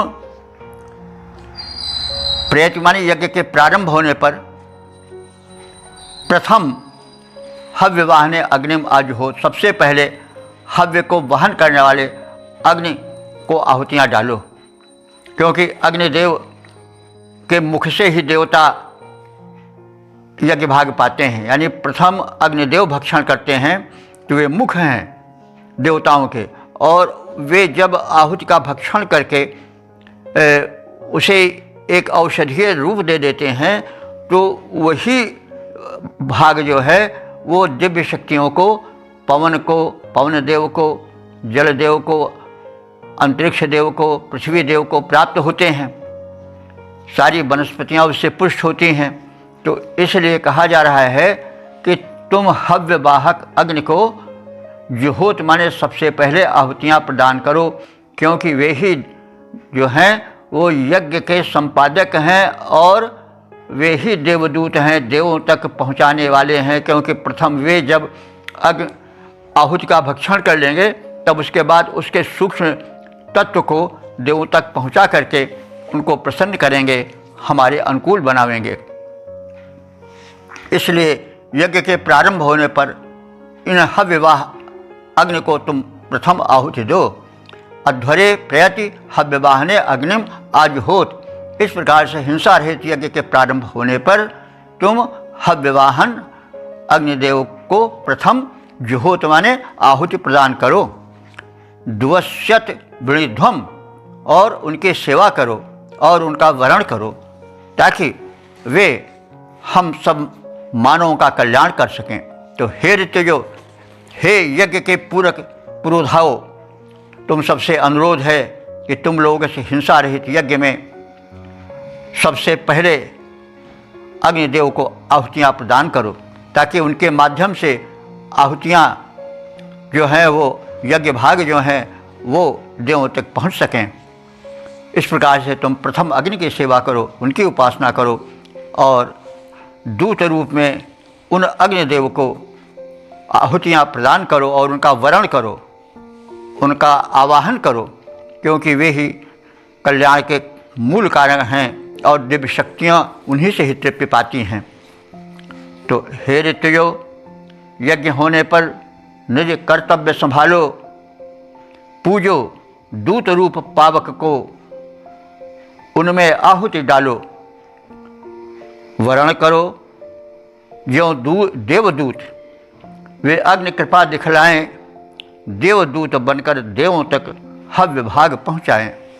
तो इस प्रकार से ऋषि का जो विश्वावारा आत्रेयी है वह स्वयं यज्ञ में आहुति डालती है और अन्य पुरोधाओं को, ऋतुजों को भी प्रेरित करती है कि वे प्रथम अग्निदेव का आवाहन करें, वेदी में उन्हें प्रज्वलित करें और आहुतियाँ चढ़ाएं, उन्हें देवदूत मान करके सादर उनका वंदन करें, अभिनंदन करें और इस प्रकार से मानव के हित में वे संलग्न रहें, यज्ञीय जीवन को बढ़ाएं और मानव कल्याण में लग जाएं।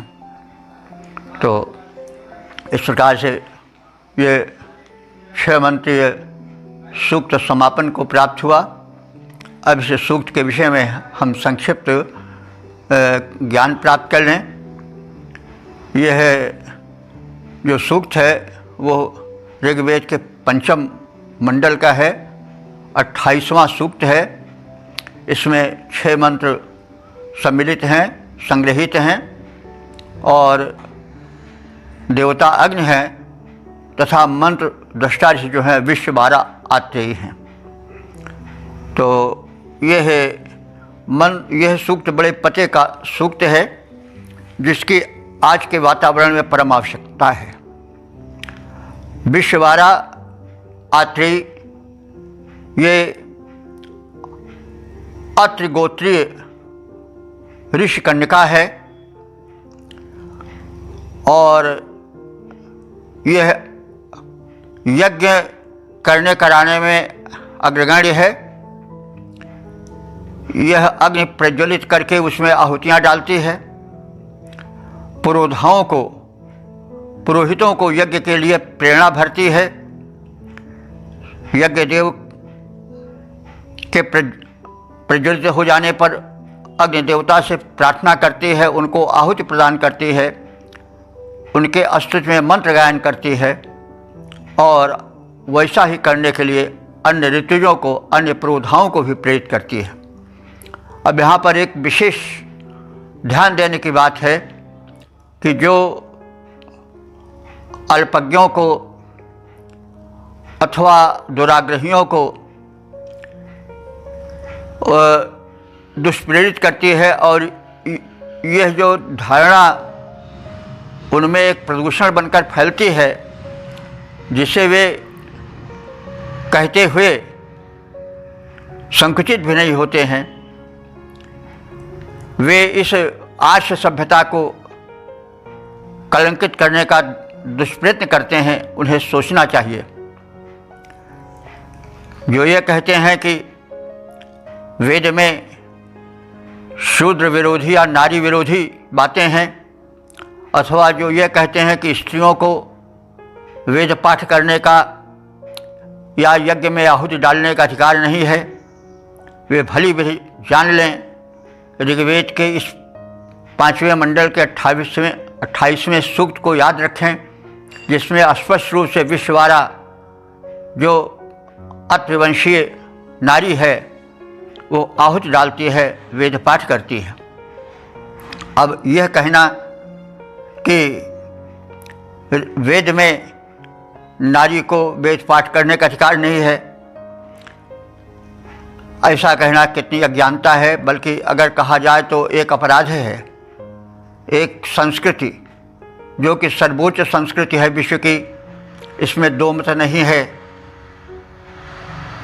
इसकी प्रशंसा, इसकी वैज्ञानिकता, इसकी महत्ता के भक्त भारत से कम विदेशों में नहीं हैं।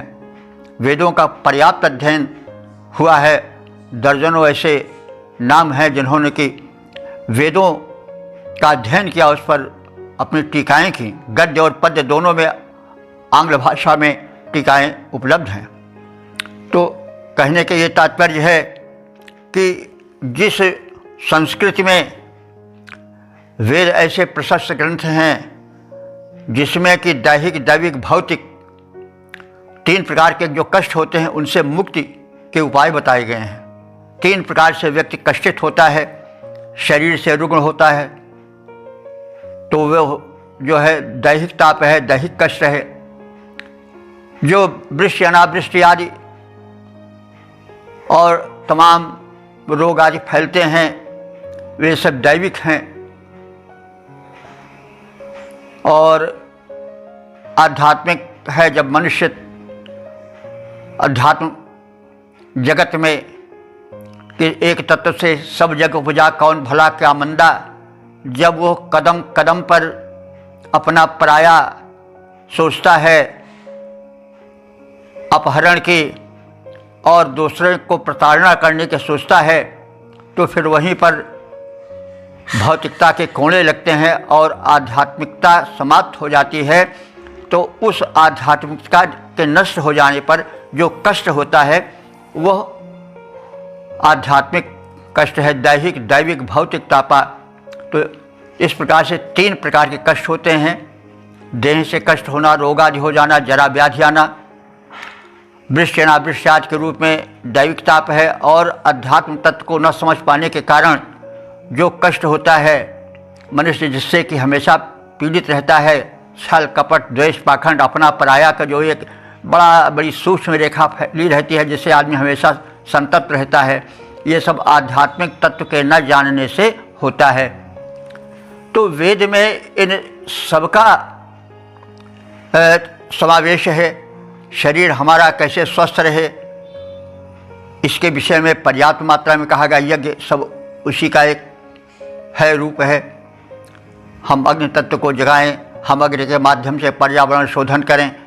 जो बैक टू नेचर कहा जा रहा है वो यही तो है कि फिर से प्रकृति की ओर आओ, यानी फिर से वैदिक देवताओं की स्थापना करो, उनकी पूजन करो, उनकी ओर आकृष्ट हो और प्रदूषण न फैलाओ।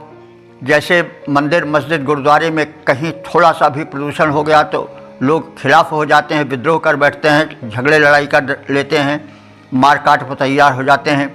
तो ये तो व्यापक रूप से प्रदूषण हो रहा है। प्रदूषण जो है वो वायु में हो रहा है, अग्नि को जला रहे हैं, दूषित बना रहे हैं, उसमें दूषित पदार्थ डाल रहे हैं, तो पर्यावरण प्रदूषण हो रहा है। तो ये देव शक्तियों का ही तो विघटन हो रहा है, उन्हीं को तो प्रदूषित किया जा रहा है, देवताओं की अवमानना ही तो हो रही है और उसके फलस्वरूप हम लोग तमाम कष्ट पा रहे हैं। वृष्टि आदि भी इन्हीं देवताओं से संबंधित है। जब पवन देव नहीं अनुकूल रहते हैं, जब सूर्य देव या अग्निदेव नहीं अनुकूल रहते हैं तो वृष्टि ठीक से नहीं होती है। वायुदेव अनुकूल नहीं रहते हैं तो भी वृष्टि ठीक से नहीं होती है। जब ये सब देव शक्तियाँ अनुकूल होती हैं तभी तो सुवृष्टि भी होती है। यज्ञात भोज पर्जन्य, ऐसा भी कहा गया कि यज्ञ से पर्जन्य होता है, मेघ बनते हैं और सुवृष्टि होती है, अन्नों में स्वाद आता है और सारे तत्व जो हैं वो जब प्रदूषण से रहित रहेंगे तो स्वास्थ्य अपने आप आवेगा, स्वाद अपने आप आवेगा। ये तो सब बड़ी आज सामान्य बातें हो गई हैं। तो ये सब वैदिक धर्म के अपनाने से दूर हो जाएंगे, क्योंकि अग्नि में जब आहुति डाली जाती है तो फिर पर्यावरण शोधन होता है। इसमें तो कोई ज़्यादा अधिक बताने की आवश्यकता नहीं है, कुछ ज़्यादा कहने की आवश्यकता नहीं है। हमारे शरीर में जो अग्नि है, जब उसको हम आहुति सुंदर प्रदान करते हैं, श्रेष्ठ प्रदान करते हैं, तुम्हारी अग्नि प्रज्वलित रहती है, प्रदीप्त रहती है, तो उससे हमारा शरीर स्वस्थ रहता है। जो देव शक्तियाँ भिन्न भिन्न रूपों में हैं, श्रवण शक्ति के रूप में, घ्राण शक्ति के रूप में, दर्शन शक्ति रूप में, दृष्टि के रूप में, ये सब देवता ही तो हैं। तो वे सब दुरुस्त रहते हैं, हमारे शरीर जरा व्याधि से मुक्त होता है, हम स्वस्थ रहते हैं। तो ये सब हम यज्ञीय जीवन प्रारंभ करें, हम वैदिक धर्म का अनुसरण करें तो जो है वो हम सुखी स्वस्थ रह सकते हैं। हमारे वेद में नारियों को बड़ा सम्मान दिया गया है। एक ये आज देखे हैं कि यहाँ पर ऋषिका जो है, ऋषिकन्या जो है, जिसका नाम विश्ववारा है और आत्रेयी कही जाती है, अत्रि वंश में उत्पन्न होने के कारण वो यज्ञ करती है। यज्ञ करने के लिए पुरोहितों को अत्यधिक प्रोत्साहित करती है, आहुति डालती है, वेद मंत्र पाठ करती है। तो जो ये तथ्य को न जाने के कारण दुराग्रहवश, अज्ञानवश लोग प्रचार प्रसार करते हैं कि स्त्रियों को वेद में प्रवेश करने का, वैदिक मंत्र पढ़ने का, सुनने का अधिकार नहीं है। ये सब भी उनके एक भूल है, अज्ञान है। जो लोग कहते हैं कि शूद्रों को वेदों में स्थान नहीं है, वो भी अज्ञानता में पड़े हुए हैं। शूद्र शब्द शुच धातु से बनता है। शुच माने पवित्र करना, शुच पवित्र करने के अर्थ में आता है। तो जो समाज में पवित्रता लाता है वो शूद्र है। अरे भाई, आज सफाई कर्मचारी ना रहें तो गंधाए जाए सब गली गली, तो उनका अपना महत्व है भाई। अब यह है कि एक समानांतर नहीं रह सकते हैं सब। अब कोई कहे कि जो सुविधा प्राइम मिनिस्टर को मिलती है वो सबको मिले तो संभव नहीं है। तो ये तो विषमता नहीं, बल्कि ये तो सामाजिक व्यवहार निर्वाह की एक पद्धति है। सबको एक दृष्टि से नहीं देखा जा सकता। हमारे शरीर में भी भाई पैर हमको लेकर दूर तक जाता है, लेकिन पैर में हम पनही डालते हैं, चमड़े से उसको सजाते हैं, चमड़े से उसका स्वागत करते हैं, लेकिन मुख में तो हम चमड़ा नहीं लगा सकते ना। तो वैसे शरीर में ही जो है वो एक अलग अलग स्थान होता है। तो ब्राह्मण, क्षत्रिय, वैश्य, शूद्र किस देश में नहीं है, सर्वत्र हैं। अब ये थोड़ी बीच में भारत में कुछ हो गई कि एक वंश परंपरा से जोड़कर बात की गई, तो ये बाद में विकृतियां होती हैं, परिवर्तन होता है। लेकिन अब जबकि युग हर तरह से समर्थ हो गया है तो उसको समझना चाहिए दूर तक, और ये प्रथम लाना चाहिए कि वेदों में या हमारे उपनिषदों में या हमारे धर्म ग्रंथों में कभी ऐसा विरोध नहीं हुआ है कि नारी को कोई स्थान नहीं मिलना चाहिए, शूद्र को स्थान नहीं मिलना चाहिए। अरे रय को थे, गाड़ीवान थे, वो स्वयं स्वीकार किए हैं कि हमारी माता जो है वो पीसने का काम करती है, और हमारे पिता जो हैं वो वैद्य थे, मैं गाड़ीवान हूँ, गाड़ी हाँकता हूँ। तो कहने के बोले शूद्र, हमारे यहाँ शूद्र भी मंत्र दृष्टा ऋषि हुए हैं।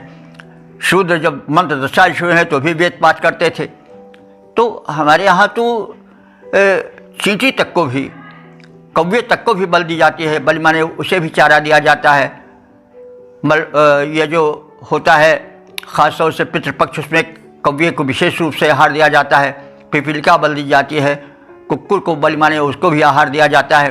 तो हमारे यहाँ तो इतनी प्रशस्त भावभूमि है, कहीं कहीं पर तमाम बातें प्रक्षिप्त भी हो जाती हैं। किन्हीं कारण से हम या तमाम सामाजिक जब विषमता आई, कोई बात आई, बाह्य आक्रमण हुए, तो उसमें कुछ बातें सामयिक रूप से प्रवेश कर दी गई, तो वो सामयिक थी, यानी उस युग की एक प्रकार की आवश्यकता। जैसे पर्दा प्रथा है, तो हमारे मूल में पर्दा प्रथा नहीं है, लेकिन ये मध्य युग में पर्दा प्रथा इसलिए आई कि जब विदेशी आक्रांत आए तो वे अपने साथ सिपाही लाए, लेकिन स्त्रियाँ तो लाए नहीं। तो यहाँ की स्त्रियों को वो ले लेते थे, कोई मुकदमेबाजी तो होती नहीं थी। किसी स्त्री को देखा, वो घर में घुस गए और उसको, या बाहर निकली स्त्री तो उसको ज़बरदस्ती उठा ले गए। कोई बोलने वाला नहीं था, अगर बोलता तो उसका सर जो है तन से जुदा कर दिया जाता। तो ऐसी स्थिति में एक स्थिति विशेष में यह किया गया कि भाई स्त्रियों को पर्दे में रखो, नहीं तो यह हो जाएगा, अपहरण होगा। और यह है कि उसको बचपन में ही उसके ससुराल में भेज दो, बाल विवाह इससे पैदा हुआ। लेकिन वो जो परिस्थिति थी, तो आज भी हिंदुत्व जो है वो अपने उसको छोड़ के आज 24, 25, 30 साल में लड़कियां विवाह करती हैं, कोई रोक टोक नहीं है, पढ़ती लिखती हैं, कोई रोक टोक नहीं है। तो पर्दा आजकल कहीं नहीं रह गया है। अब हिंदू धर्म में तो खासतौर से सनातन धर्म से नहीं रह गया, और कोई धर्म हो तो बात अलग है, वो तो लीक पकड़े हुए हैं। लेकिन हमारे यहाँ तो यह है कि भाई एक समय के हिसाब से किया गया। एक समय था जब पर्दा प्रथा हुई, तो वो पर्दा प्रथा हमारे धर्म का मूल नहीं है। उस प्रकार से जो बीच में कुछ और आई विकृतियाँ आई, तो एक समय के कारण उत्पन्न की गई, एक परिस्थिति से उत्पन्न हुई। लेकिन जो परिस्थितियाँ खत्म हो गई तो बात खत्म हो गई। अब उसी को लेकर ढोड़ना अज्ञानवश, दुराग्रहवश, द्वेषवश, वो एक अपराध है। वो जो है वो भूल ही चूक नहीं बल्कि एक अपराध है। हमारा जो सनातन है वो बड़ा उदार धर्म है, वो लचीला भी है। पर्दा प्रथा आई, सती प्रथा भी आई, लेकिन हमने छोड़ भी दिया उसे। पर्दा प्रथा थी, उसको छोड़ दिया। एक समय की वो मांग थी, तो जब वो विपत्तियाँ, जब वो मेघ छट गए, जब पानी बरसता है, मेघ हो जाते तो हम छाता ले लेते हैं, लेकिन जब वो समाप्त हो जाता है हम छाता रख भी देते हैं। तो ऐसे एक परिस्थिति में कोई एक चीज़ धारण की जाती है, स्वीकार की जाती है, बाद में उसको हटा भी दिया जाता है। यह नहीं कि हम बस वही पकड़े हुए हैं पुराने, आज से 1500 साल पहले वाली बातें, कि नहीं वही सही है, हम कुछ भी दिया है हम उसी को सही मानेंगे। नहीं, बात है समय बदलता रहता है। अब कोई कहे कि सर्दी का कपड़ा, कोट पैंट, हम कोट और ऊनी कपड़ा हम हमेशा पहने रहेंगे, तो ये भूल है। बस एक ऋतु में कपड़ा बदला जाता है, व्यवहार बदला जाता है, आहार खान पान बदला जाता है। तो ऐसे तमाम बातें परिस्थिति बश होती हैं, और परिस्थिति हट जाने पर उसको छोड़ दिया जाता है। तो हमारे सनातन धर्म में एक जो है वो एक समझदारी है, परिस्थिति के अनुकूल ढालने की बात है। कुछ धर्मों में ऐसा नहीं है, लेकिन हमारे धर्म में है। अब कभी किसी परिस्थितिवश कोई बात कह दी गई कि ऐसा करो, पर्दा करो, या थोड़ा भेदभाव हो गया, बाल विवाह हो गया, तो वो एक समय की मांग थी। अब उस समय की मांग को लेकर के कोई ढोए और आज कहे कि ये तो धर्म खराब है, अब इसको जला दो, मनुष्य जला दो, ये जला दो, तो ये कितना बड़ा अज्ञान है, अपराध है। तो ये जो एक दुराग्रह है, इससे मुक्त होना चाहिए। तो आज इस संदर्भ में कहा गया कि हमारे यहाँ स्त्रियों को वेद पढ़ने का अधिकार था, यज्ञ करने का अधिकार था, उनको पुरुष के बराबर अधिकार था। अब यह है कि थोड़ा मोड़ा जब दो आदमी रहते हैं तो दोनों को, तो एक को छोटा एक को बड़ा व्यवहार के लिए करना पड़ता है। दो व्यक्ति हैं, अगर रहना चाहते हैं तो कुछ तो समझौता करना ही पड़ता है भाई। अगर दोनों कहेंगे अहंकार में कि हम तुमसे बड़े, हम तुमसे बड़े, तो प्रेम नहीं निभ पावेगा ना। तुलसीदास जी ने बड़ा स्पष्ट कहा है कि कै लख के बड़ प्रीति भल सम स्नेह दुख होए, तुलसी जो मत घृत मिले तुरंत महाविष होए। तो जो प्रीति है वो बिल्कुल बराबर में नहीं चल पाती है, एक को छोटा एक को बड़ा बनना पड़ता है। जब दोनों कहेंगे कि हम तुमसे बड़े, हम तुमसे बड़े, तो फिर व्यवहार नहीं निभ पावेगा। एक को थोड़ा छोटा, एक को थोड़ा बड़ा होना पड़ेगा। जैसे घृत और मधु है, घी भी बड़ा उपयोगी है, मधु भी बड़ी उपयोगी है, लेकिन दोनों को अगर बराबर बराबर मात्रा में मिला दिया जाए तो जहर बन जाता है। कम मात्रा में रहे, एक ज़्यादा रहे, कम रहे, तो फिर वो औषधि है, लेकिन अगर बराबर हो जाए तो जहर हो जाता है। तो ऐसे भाई प्रेम जो है उसमें थोड़ा कुछ छोटा बड़ा होना पड़ता है। हर व्यवहार में देखते हैं भाई, अब एक कोई अधिकारी है, वो कुर्सी पर बैठा हुआ, चपरासी सोचे तुम क्यों हम भी कुर्सी पर बैठेंगे, तो फिर ये तो नहीं चल पाएगी ना। तो ये तो व्यवहार की बात है। तो किसी बात को जो है वह विस्तार के साथ देखना चाहिए, दुराग्रह नहीं करना चाहिए। तो हमारे यहाँ एक आज कहना पड़ा इसलिए कि एक दुर्भाग्य है कि दुराग्रही लोग बहुत हो गए हैं, ठीक से जानते नहीं हैं, पढ़े नहीं हैं, और भारतीय संस्कृति के विषय में उनको अभी कुछ ज्ञान नहीं हो पाया है, या हो भी पाया है थोड़ा बहुत तो दुराग्रह है, और वो किसी अपने तुच्छ स्वार्थ की पूर्ति के लिए निंदा करते फिरते हैं कि वेद में ये है, वेद में ये है, वेद में शूद्रों का अधिकार नहीं है, वेद में स्त्रियों का अधिकार नहीं है, वेद पढ़ने का अधिकार नहीं है, सब गलत है। ये आज हमने एक इस स्त्री को वेद पढ़ने के अधिकार के विषय में बिल्कुल उदाहरण सहित एक सूक्त प्रस्तुत किया, और सबको चाहिए कि ऋग्वेद के पंचम मंडल के 28वें सूक्त को ध्यान रखें। उसमें बिल्कुल स्त्री को मंत्र दृष्टा भी दिखाया गया है और यज्ञ करते हुए भी दिखाया गया है। इसी प्रकार से और आवेंगे तो हम बताएंगे। इसी प्रकार से शूद्रों के लिए भी कहा गया है, रुचम नोधे शूद्रेषु, जहाँ कल्याण मांगा गया है, तेज मांगा गया है कि रुचम नोधे विप्रेषु, हमारे जो विप्र हैं वे तेजस्वी हों, और रुचम राजस्व निष्कृति, हमारे जो क्षत्रिय हैं वो तेजस्वी हों, रुचम धेय रुचम नो शूद्र विशेषु, हमारे शूद्र भी तेजस्वी हों, हमारे वैश्य भी तेजस्वी हों, मई धेय रुचा रुचम, ये सब वेद के मंत्र हैं। तो वहाँ पर सबके कल्याण की कामना की है, कही है सर्वे भवन सुखिनः। तो अब इस तरह से जो लोग अल्पज्ञता के कारण, दुराग्रह के कारण एक समाज में विष फैलाते हैं, ये वो अपराध करते हैं। तो भाई इससे दूर हो, आप वैदिक धर्म को हमें सुने पढ़ें। हम लोग इतना श्रम इसलिए कर रहे हैं कि हमारे जो दुराग्रह हैं वो दूर हों और सहज रूप से समझें। तो इसलिए हम समय देते हैं अपना और श्रम करते हैं कि वेद विषयक जो गूढ़ता है, जो उसके संदेश हैं वो प्रकट करें। तो कृपया आप सब भी इसको सुनें, समझें, प्रचार प्रसार करें, क्योंकि आज का संसार और आज का हमारा समाज और हमारा भारतीय समाज विद्वेष से ग्रस्त हो रहा है।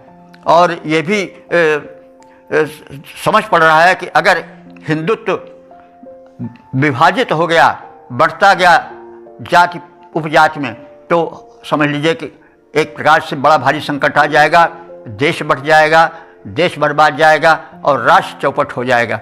इसलिए हम चाहते हैं कि अगर हमारा सभ्यता अक्षुण्ण रहे, अगर हमारा राष्ट्र अक्षुण्ण रहे, हमारा राष्ट्र और आगे बढ़े, तो ये भाई जो अज्ञान वाला है कि हम ब्राह्मण, हम क्षत्रिय, हम शूद्र, हमारा निरादर हुआ, शूद्र ब्राह्मणों से घृणा करें, जैसा देखा जाता है कि लोग एक विद्वेष फैला रहे हैं और उस पर धर्म ग्रंथों को दोष दे रहे हैं। तो ये समझ लें भैया, हमारे वेद, हमारे पुराण, हमारी स्मृतियाँ कभी गलत बात नहीं कही हैं। मनुस्मृति में यदि कहीं कोई बात आ गई है तो वो परिस्थिति के कारण उसमें डाल दी गई, नहीं तो भाई कोई क्यों सती प्रथा, मतलब स्त्री को, अपने कन्या को या अपने, अरे भाई जो सती आग में डाली जाती थी, झोंकी जाती थी, वो किसी की पत्नी थी तो किसी की पुत्री भी थी, किसी की बहन भी थी।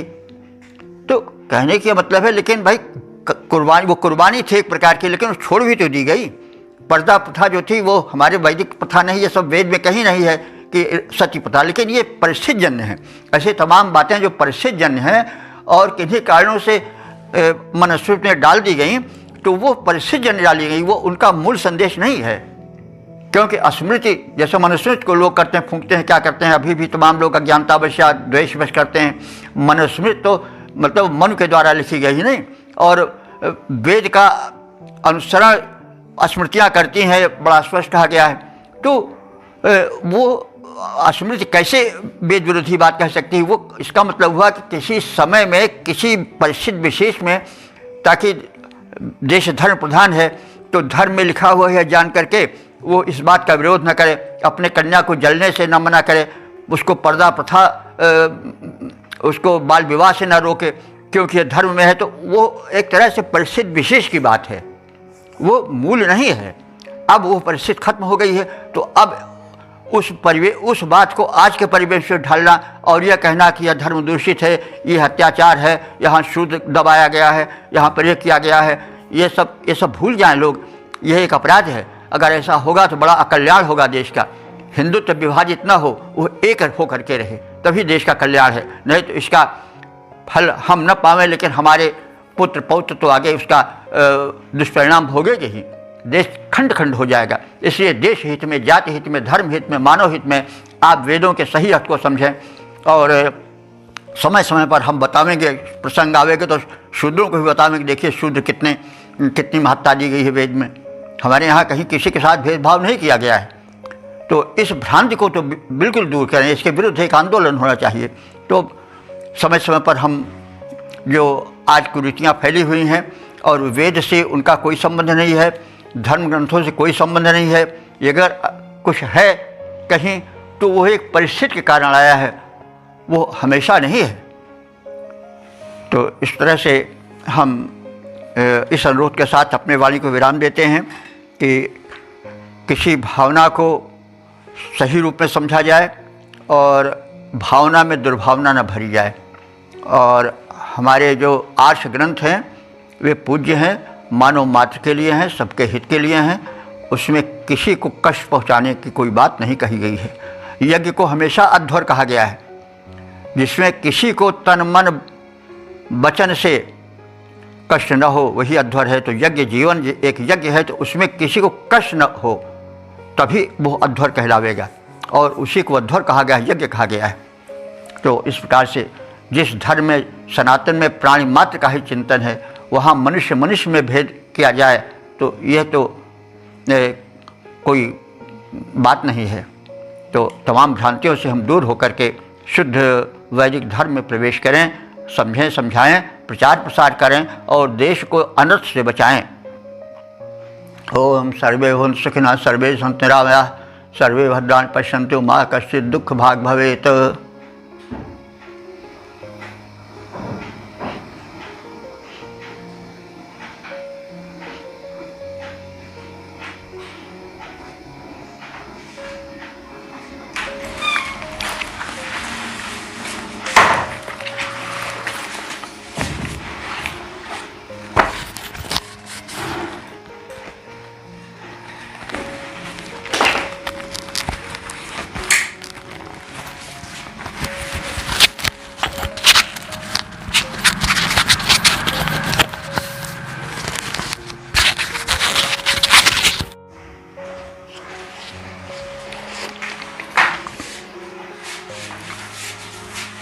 यह छठा मंत्र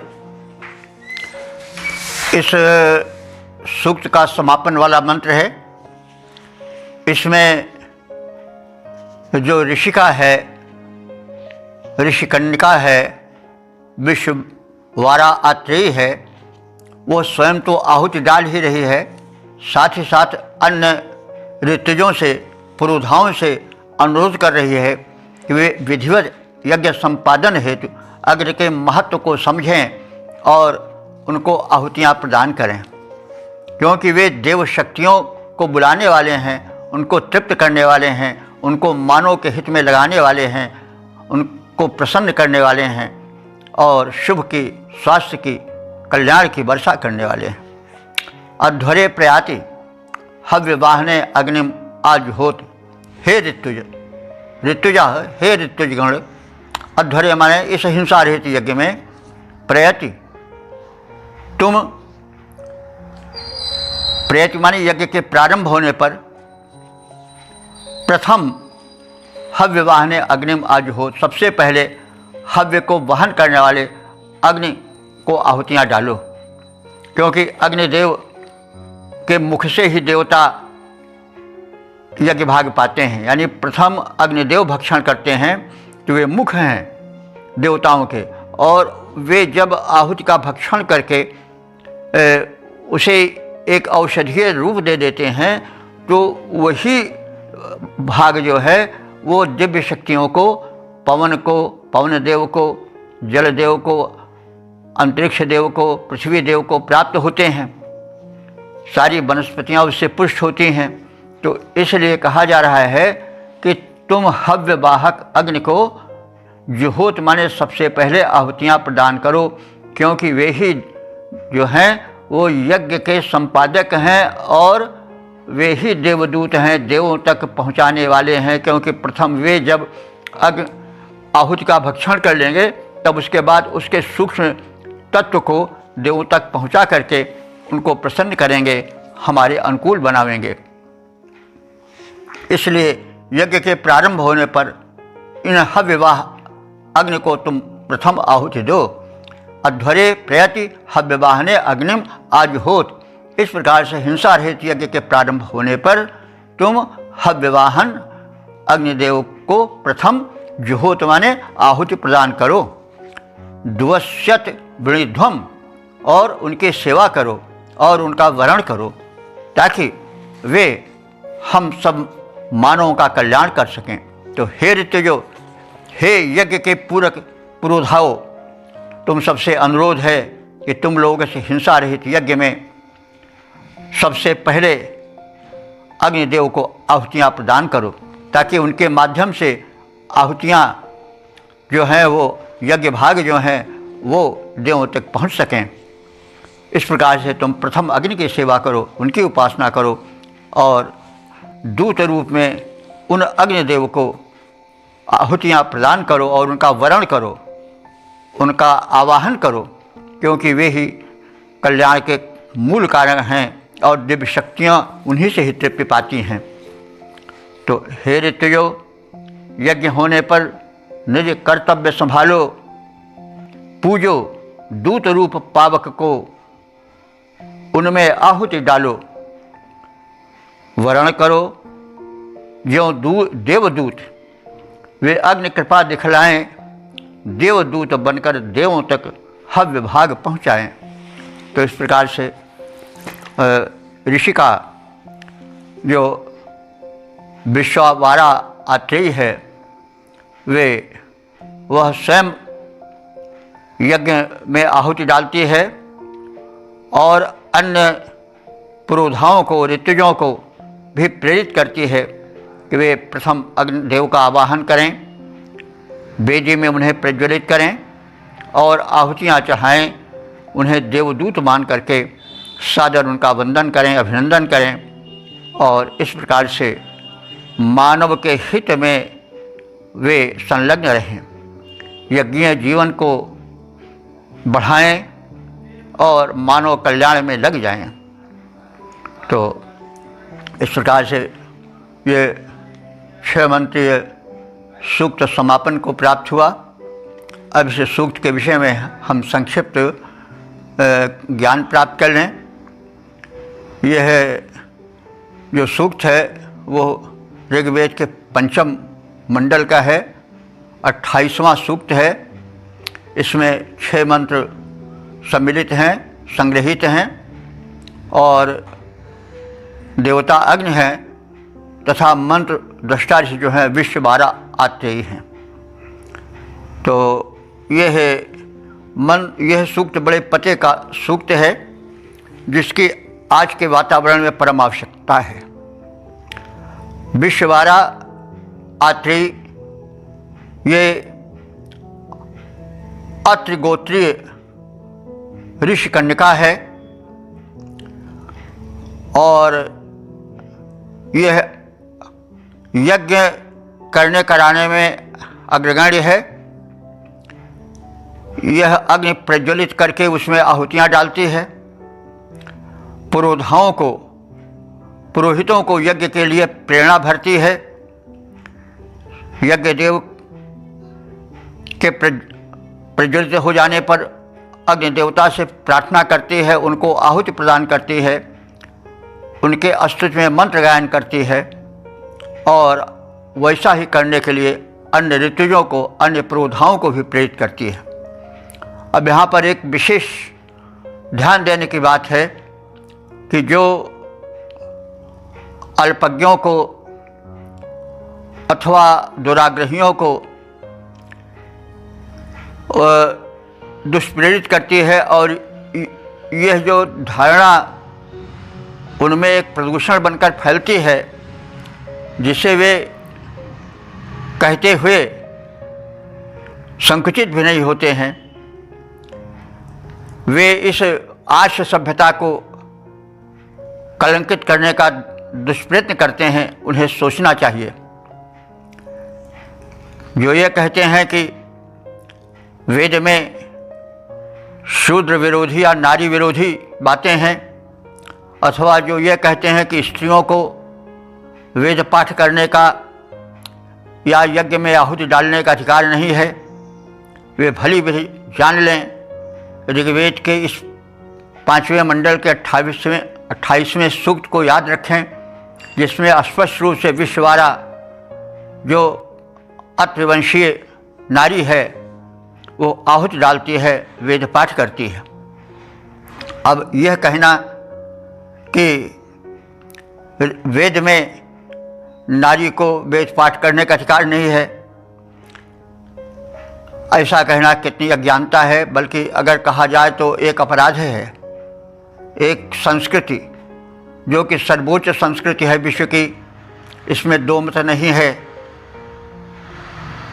इसकी प्रशंसा, इसकी वैज्ञानिकता, इसकी महत्ता के भक्त भारत से कम विदेशों में नहीं हैं। वेदों का पर्याप्त अध्ययन हुआ है। दर्जनों ऐसे नाम हैं जिन्होंने कि वेदों का अध्ययन किया, उस पर अपनी टीकाएँ की। गद्य और पद्य दोनों में आंग्ल भाषा में टीकाएँ उपलब्ध हैं। तो कहने के ये तात्पर्य है कि जिस संस्कृति में वेद ऐसे प्रशस्त ग्रंथ हैं जिसमें कि दैहिक, दैविक, भौतिक 3 प्रकार के जो कष्ट होते हैं उनसे मुक्ति के उपाय बताए गए हैं। 3 प्रकार से व्यक्ति कष्टित होता है। शरीर से रुग्ण होता है तो वह जो है दैहिक ताप है, दैहिक कष्ट है। जो वृष्टि, अनावृष्टि आदि और तमाम रोग आदि फैलते हैं, वे सब दैविक हैं। और आध्यात्मिक है जब मनुष्य अध्यात्म जगत में कि एक तत्व से सब जग उपजा कौन भला क्या मंदा, जब वो कदम कदम पर अपना पराया सोचता है अपहरण की और दूसरे को प्रताड़ना करने के सोचता है, तो फिर वहीं पर भौतिकता के कोने लगते हैं और आध्यात्मिकता समाप्त हो जाती है। तो उस आध्यात्मिकता के नष्ट हो जाने पर जो कष्ट होता है वह आध्यात्मिक कष्ट है, दैहिक, दैविक, भौतिक तापा। तो इस प्रकार से 3 प्रकार के कष्ट होते हैं। देह से कष्ट होना, रोग आदि हो जाना, जरा व्याधि आना, वृष्टि अनावृष्टि आदि के रूप में दैविक ताप है। और अध्यात्म तत्व को न समझ पाने के कारण जो कष्ट होता है मनुष्य, जिससे कि हमेशा पीड़ित रहता है, छल, कपट, द्वेष, पाखंड, अपना पराया का जो एक बड़ी सूक्ष्म रेखा फैली रहती है, जिससे आदमी हमेशा संतप्त रहता है, ये सब आध्यात्मिक तत्व के न जानने से होता है। तो वेद में इन सबका समावेश है। शरीर हमारा कैसे स्वस्थ रहे इसके विषय में पर्याप्त मात्रा में कहा गया। यज्ञ सब उसी का एक है, रूप है। हम अग्नि तत्व को जगाएं, हम अग्नि के माध्यम से पर्यावरण शोधन करें। जो बैक टू नेचर कहा जा रहा है वो यही तो है कि फिर से प्रकृति की ओर आओ, यानी फिर से वैदिक देवताओं की स्थापना करो, उनकी पूजन करो, उनकी ओर आकृष्ट हो और प्रदूषण न फैलाओ। जैसे मंदिर, मस्जिद, गुरुद्वारे में कहीं थोड़ा सा भी प्रदूषण हो गया तो लोग खिलाफ हो जाते हैं, विद्रोह कर बैठते हैं, झगड़े लड़ाई कर लेते हैं, मार काट पर तैयार हो जाते हैं। तो ये तो व्यापक रूप से प्रदूषण हो रहा है। प्रदूषण जो है वो वायु में हो रहा है।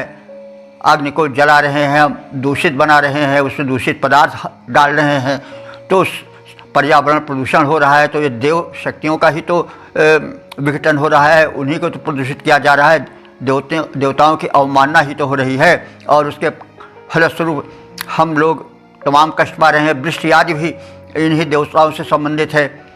जब पवन देव नहीं अनुकूल रहते हैं, जब सूर्य देव या अग्निदेव नहीं अनुकूल रहते हैं तो वृष्टि ठीक से नहीं होती है। वायुदेव अनुकूल नहीं रहते हैं तो भी वृष्टि ठीक से नहीं होती है। जब ये सब देव शक्तियाँ अनुकूल होती हैं तभी तो सुवृष्टि भी होती है। यज्ञात भोज पर्जन्य, ऐसा भी कहा गया कि यज्ञ से पर्जन्य होता है, मेघ बनते हैं और सुवृष्टि होती है, अन्नों में स्वाद आता है, और सारे तत्व जो हैं वो जब प्रदूषण से रहित रहेंगे तो स्वास्थ्य अपने आप आवेगा, स्वाद अपने आप आवेगा। ये तो सब बड़ी आज सामान्य बातें हो गई हैं। तो ये सब वैदिक धर्म के अपनाने से दूर हो जाएंगे, क्योंकि अग्नि में जब आहुति डाली जाती है तो फिर पर्यावरण शोधन होता है। इसमें तो कोई ज़्यादा अधिक बताने की आवश्यकता नहीं है, कुछ ज़्यादा कहने की आवश्यकता नहीं है। हमारे शरीर में जो अग्नि है, जब उसको हम आहुति सुंदर प्रदान करते हैं, श्रेष्ठ प्रदान करते हैं, तुम्हारी अग्नि प्रज्वलित रहती है, प्रदीप्त रहती है, तो उससे हमारा शरीर स्वस्थ रहता है। जो देव शक्तियाँ भिन्न भिन्न रूपों में हैं, श्रवण शक्ति के रूप में, घ्राण शक्ति के रूप में, दर्शन शक्ति रूप में, दृष्टि के रूप में, ये सब देवता ही तो हैं। तो वे सब दुरुस्त रहते हैं, हमारे शरीर जरा व्याधि से मुक्त होता है, हम स्वस्थ रहते हैं।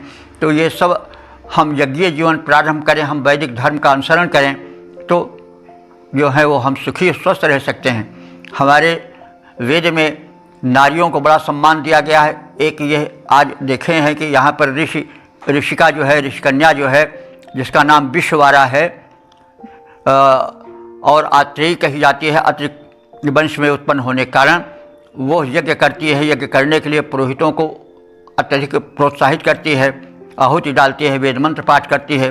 तो जो ये तथ्य को न जाने के कारण दुराग्रहवश, अज्ञानवश लोग प्रचार प्रसार करते हैं कि स्त्रियों को वेद में प्रवेश करने का, वैदिक मंत्र पढ़ने का, सुनने का अधिकार नहीं है। ये सब भी उनके एक भूल है, अज्ञान है। जो लोग कहते हैं कि शूद्रों को वेदों में स्थान नहीं है, वो भी अज्ञानता में पड़े हुए हैं। शूद्र शब्द शुच धातु से बनता है। शुच माने पवित्र करना, शुच पवित्र करने के अर्थ में आता है। तो जो समाज में पवित्रता लाता है वो शूद्र है। अरे भाई, आज सफाई कर्मचारी ना रहें तो गंधाए जाए सब गली गली, तो उनका अपना महत्व है भाई। अब यह है कि एक समानांतर नहीं रह सकते हैं सब। अब कोई कहे कि जो सुख सुविधा प्राइम मिनिस्टर को मिलती है वो सबको मिले तो संभव नहीं है। तो ये तो विषमता नहीं, बल्कि ये तो सामाजिक व्यवहार निर्वाह की एक पद्धति है। सबको एक दृष्टि से नहीं देखा जा सकता। हमारे शरीर में भी भाई पैर हमको लेकर दूर तक जाता है, लेकिन पैर में हम पनही डालते हैं, चमड़े से उसको सजाते हैं, चमड़े से उसका स्वागत करते हैं, लेकिन मुख में तो हम चमड़ा नहीं लगा सकते ना। तो वैसे शरीर में ही जो है वो एक अलग अलग स्थान होता है। तो ब्राह्मण, क्षत्रिय, वैश्य, शूद्र किस देश में नहीं है, सर्वत्र हैं।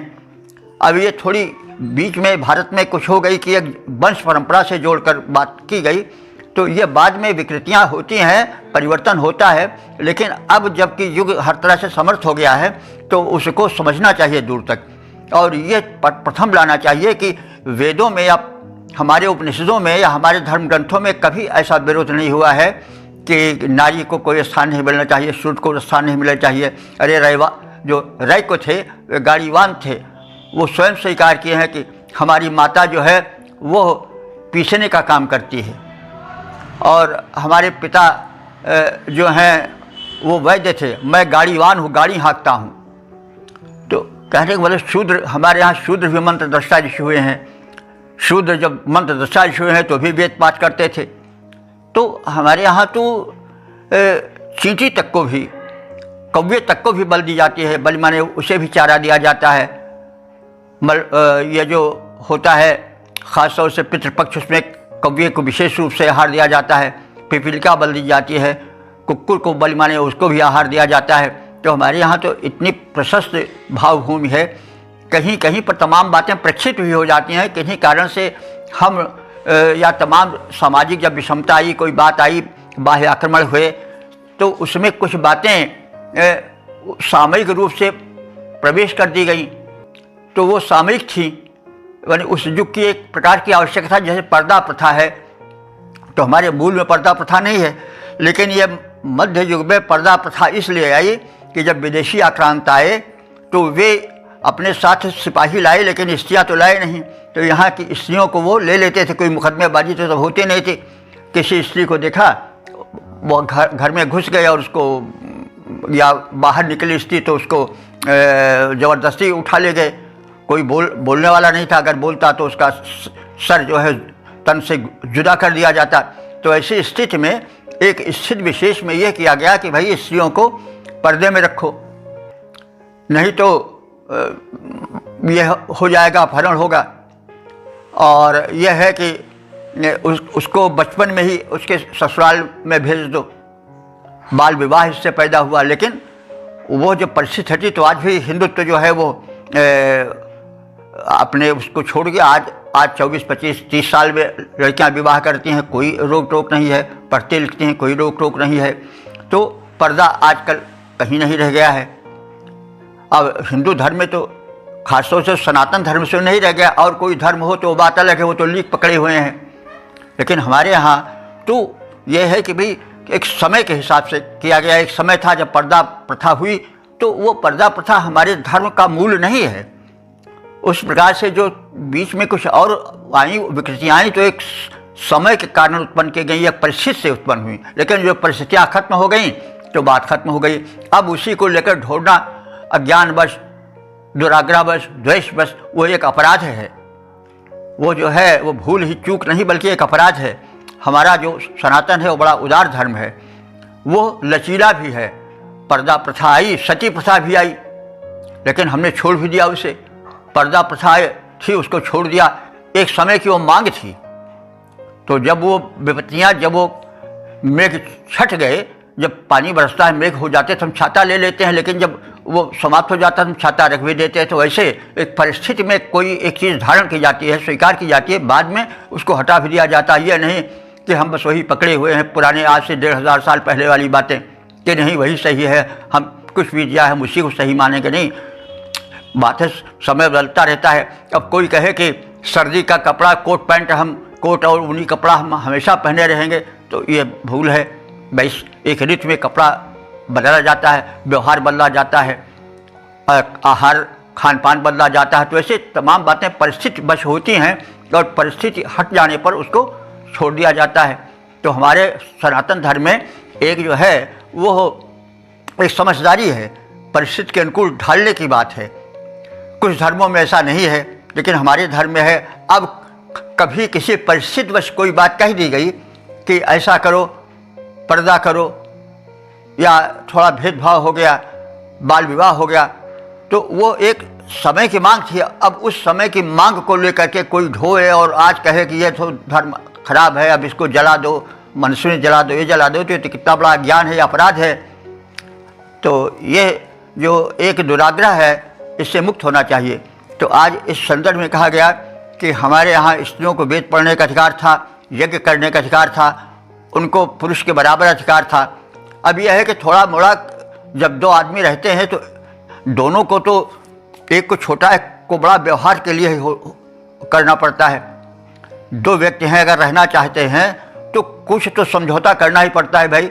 अगर दोनों कहेंगे अहंकार में कि हम तुमसे बड़े, हम तुमसे बड़े, तो प्रेम नहीं निभ पावेगा ना।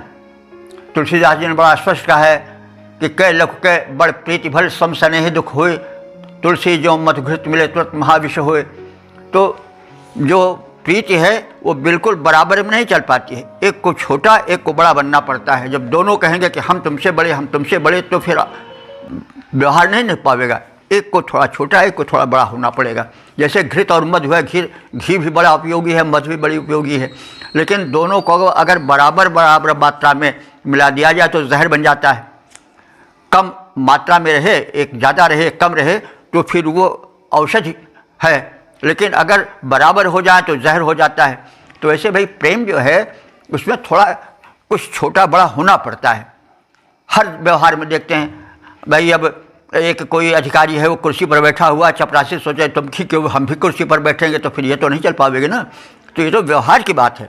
तो किसी बात को जो है वह विस्तार के साथ देखना चाहिए, दुराग्रह नहीं करना चाहिए। तो हमारे यहाँ एक आज कहना पड़ा इसलिए कि एक दुर्भाग्य है कि दुराग्रही लोग बहुत हो गए हैं।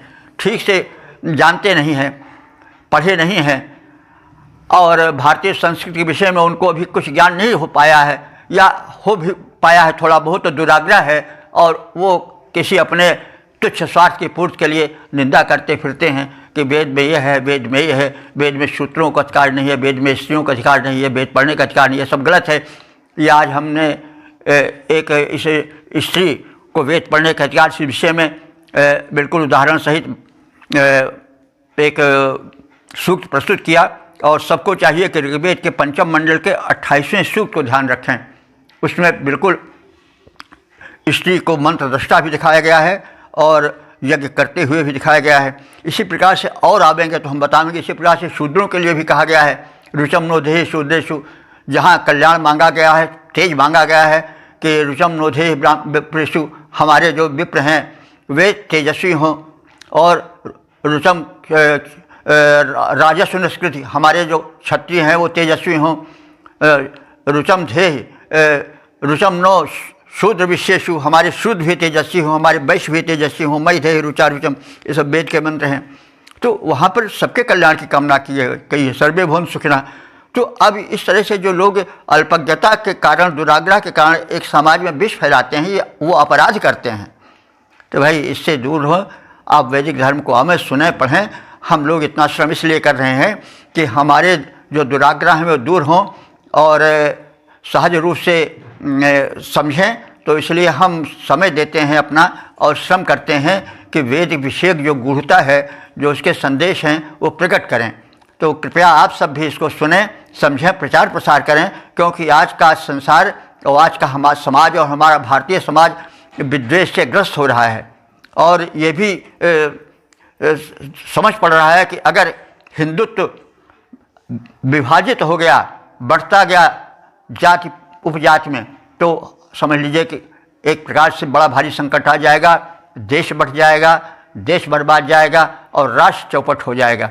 इसलिए हम चाहते हैं कि अगर हमारा सभ्यता अक्षुण्ण रहे, अगर हमारा राष्ट्र अक्षुण्ण रहे, हमारा राष्ट्र और आगे बढ़े, तो ये भाई जो अज्ञान वाला है कि हम ब्राह्मण, हम क्षत्रिय, हम शूद्र, हमारा निरादर हुआ, शूद्र ब्राह्मणों से घृणा करें, जैसा देखा जाता है कि लोग एक विद्वेष फैला रहे हैं और उस पर धर्म ग्रंथों को दोष दे रहे हैं। तो ये समझ लें भैया, हमारे वेद, हमारे पुराण, हमारी स्मृतियाँ कभी गलत बात नहीं कही हैं। मनुस्मृति में यदि कहीं कोई बात आ गई है तो वो परिस्थिति के कारण उसमें डाल दी गई, नहीं तो भाई कोई क्यों सती प्रथा, मतलब स्त्री को, अपने कन्या को या अपने, अरे भाई जो सती आग में डाली जाती थी, झोंकी जाती थी, वो किसी की पत्नी थी तो किसी की पुत्री भी थी, किसी की बहन भी थी। तो कहने का मतलब है, लेकिन भाई कुर्बानी, वो कुर्बानी थी एक प्रकार की, लेकिन छोड़ भी तो दी गई। पर्दा प्रथा जो थी वो हमारे वैदिक प्रथा नहीं, ये सब वेद में कहीं नहीं है कि सती प्रथा, लेकिन ये परिस्थिति जन्य है। ऐसे तमाम बातें जो परिस्थिति जन्य हैं और किन्हीं कारणों से मनुस्मृति में डाल दी गई, तो वो परिस्थिति जन्य डाली गई, वो उनका मूल संदेश नहीं है। क्योंकि स्मृति, जैसे मनुस्मृति को लोग करते हैं, फूंकते हैं, क्या करते हैं, अभी भी तमाम लोग अज्ञानतावश या द्वेषवश करते हैं। मनुस्मृति तो मतलब मन के द्वारा लिखी गई नहीं, और वेद का अनुसरण स्मृतियाँ करती हैं, बड़ा स्पष्ट कहा गया है। तो वो स्मृति कैसे वेद विरोधी बात कह सकती है? वो इसका मतलब हुआ कि किसी समय में, किसी परिस्थिति विशेष में, ताकि देश धर्म प्रधान है तो धर्म में लिखा हुआ है जान करके वो इस बात का विरोध न करे, अपने कन्या को जलने से न मना करे, उसको पर्दा प्रथा, उसको बाल विवाह से न रोके, क्योंकि धर्म में है। तो वो एक तरह से परिस्थिति विशेष की बात है, वो मूल नहीं है। अब वो परिस्थिति खत्म हो गई है, तो अब उस बात को आज के परिवेश में ढालना और यह कहना कि यह धर्म दूषित है, ये अत्याचार है, यहाँ शूद्र दबाया गया है, यहाँ पर यह किया गया है, ये सब भूल जाएं लोग। यह एक अपराध है। अगर ऐसा होगा तो बड़ा अकल्याण होगा देश का। हिंदुत्व विभाजित न हो, वो एक हो करके रहे, तभी देश का कल्याण है। नहीं तो इसका फल हम न पावें, लेकिन हमारे पुत्र पौत्र तो आगे उसका दुष्परिणाम भोगेंगे ही। देश खंड खंड हो जाएगा। इसलिए देश हित में, जाति हित में, धर्म हित में, मानव हित में आप वेदों के सही अर्थ को समझें। और समय समय पर हम बतावेंगे, प्रसंग आवेंगे तो शूद्रों को भी बतावेंगे, देखिए शूद्र कितने कितनी महत्ता दी गई है वेद में। हमारे यहाँ कहीं किसी के साथ भेदभाव नहीं किया गया है। तो इस भ्रांति को तो बिल्कुल दूर करें, इसके विरुद्ध एक आंदोलन होना चाहिए। तो समय समय पर हम जो आज कुरीतियाँ फैली हुई हैं और वेद से उनका कोई संबंध नहीं है, धर्म ग्रंथों से कोई संबंध नहीं है, ये अगर कुछ है कहीं तो वो एक परिस्थिति के कारण आया है, वो हमेशा नहीं है।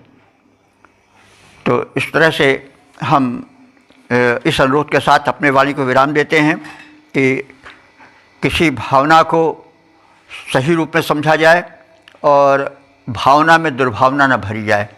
और हमारे जो आर्ष ग्रंथ हैं वे पूज्य हैं, मानव मात्र के लिए हैं, सबके हित के लिए हैं। उसमें किसी को कष्ट पहुंचाने की कोई बात नहीं कही गई है। यज्ञ को हमेशा अध्वर कहा गया है, जिसमें किसी को तन मन वचन से कष्ट न हो वही अध्वर है। तो यज्ञ जीवन एक यज्ञ है, तो उसमें किसी को कष्ट न हो तभी वो अध्वर कहलावेगा, और उसी को अध्वर कहा गया है, यज्ञ कहा गया है। तो इस प्रकार से जिस धर्म में सनातन में प्राणी मात्र का ही चिंतन है, वहाँ मनुष्य मनुष्य में भेद किया जाए तो यह तो कोई बात नहीं है। तो तमाम भ्रांतियों से हम दूर होकर के शुद्ध वैदिक धर्म में प्रवेश करें, समझें समझाएं, प्रचार प्रसार करें और देश को अनर्थ से बचाएं। ओम सर्वे भवन्तु सुखिनः, सर्वे सन्तु निरामयाः, सर्वे भद्राणि पश्यन्तु मा कश्चित् दुःख भाग् भवेत्।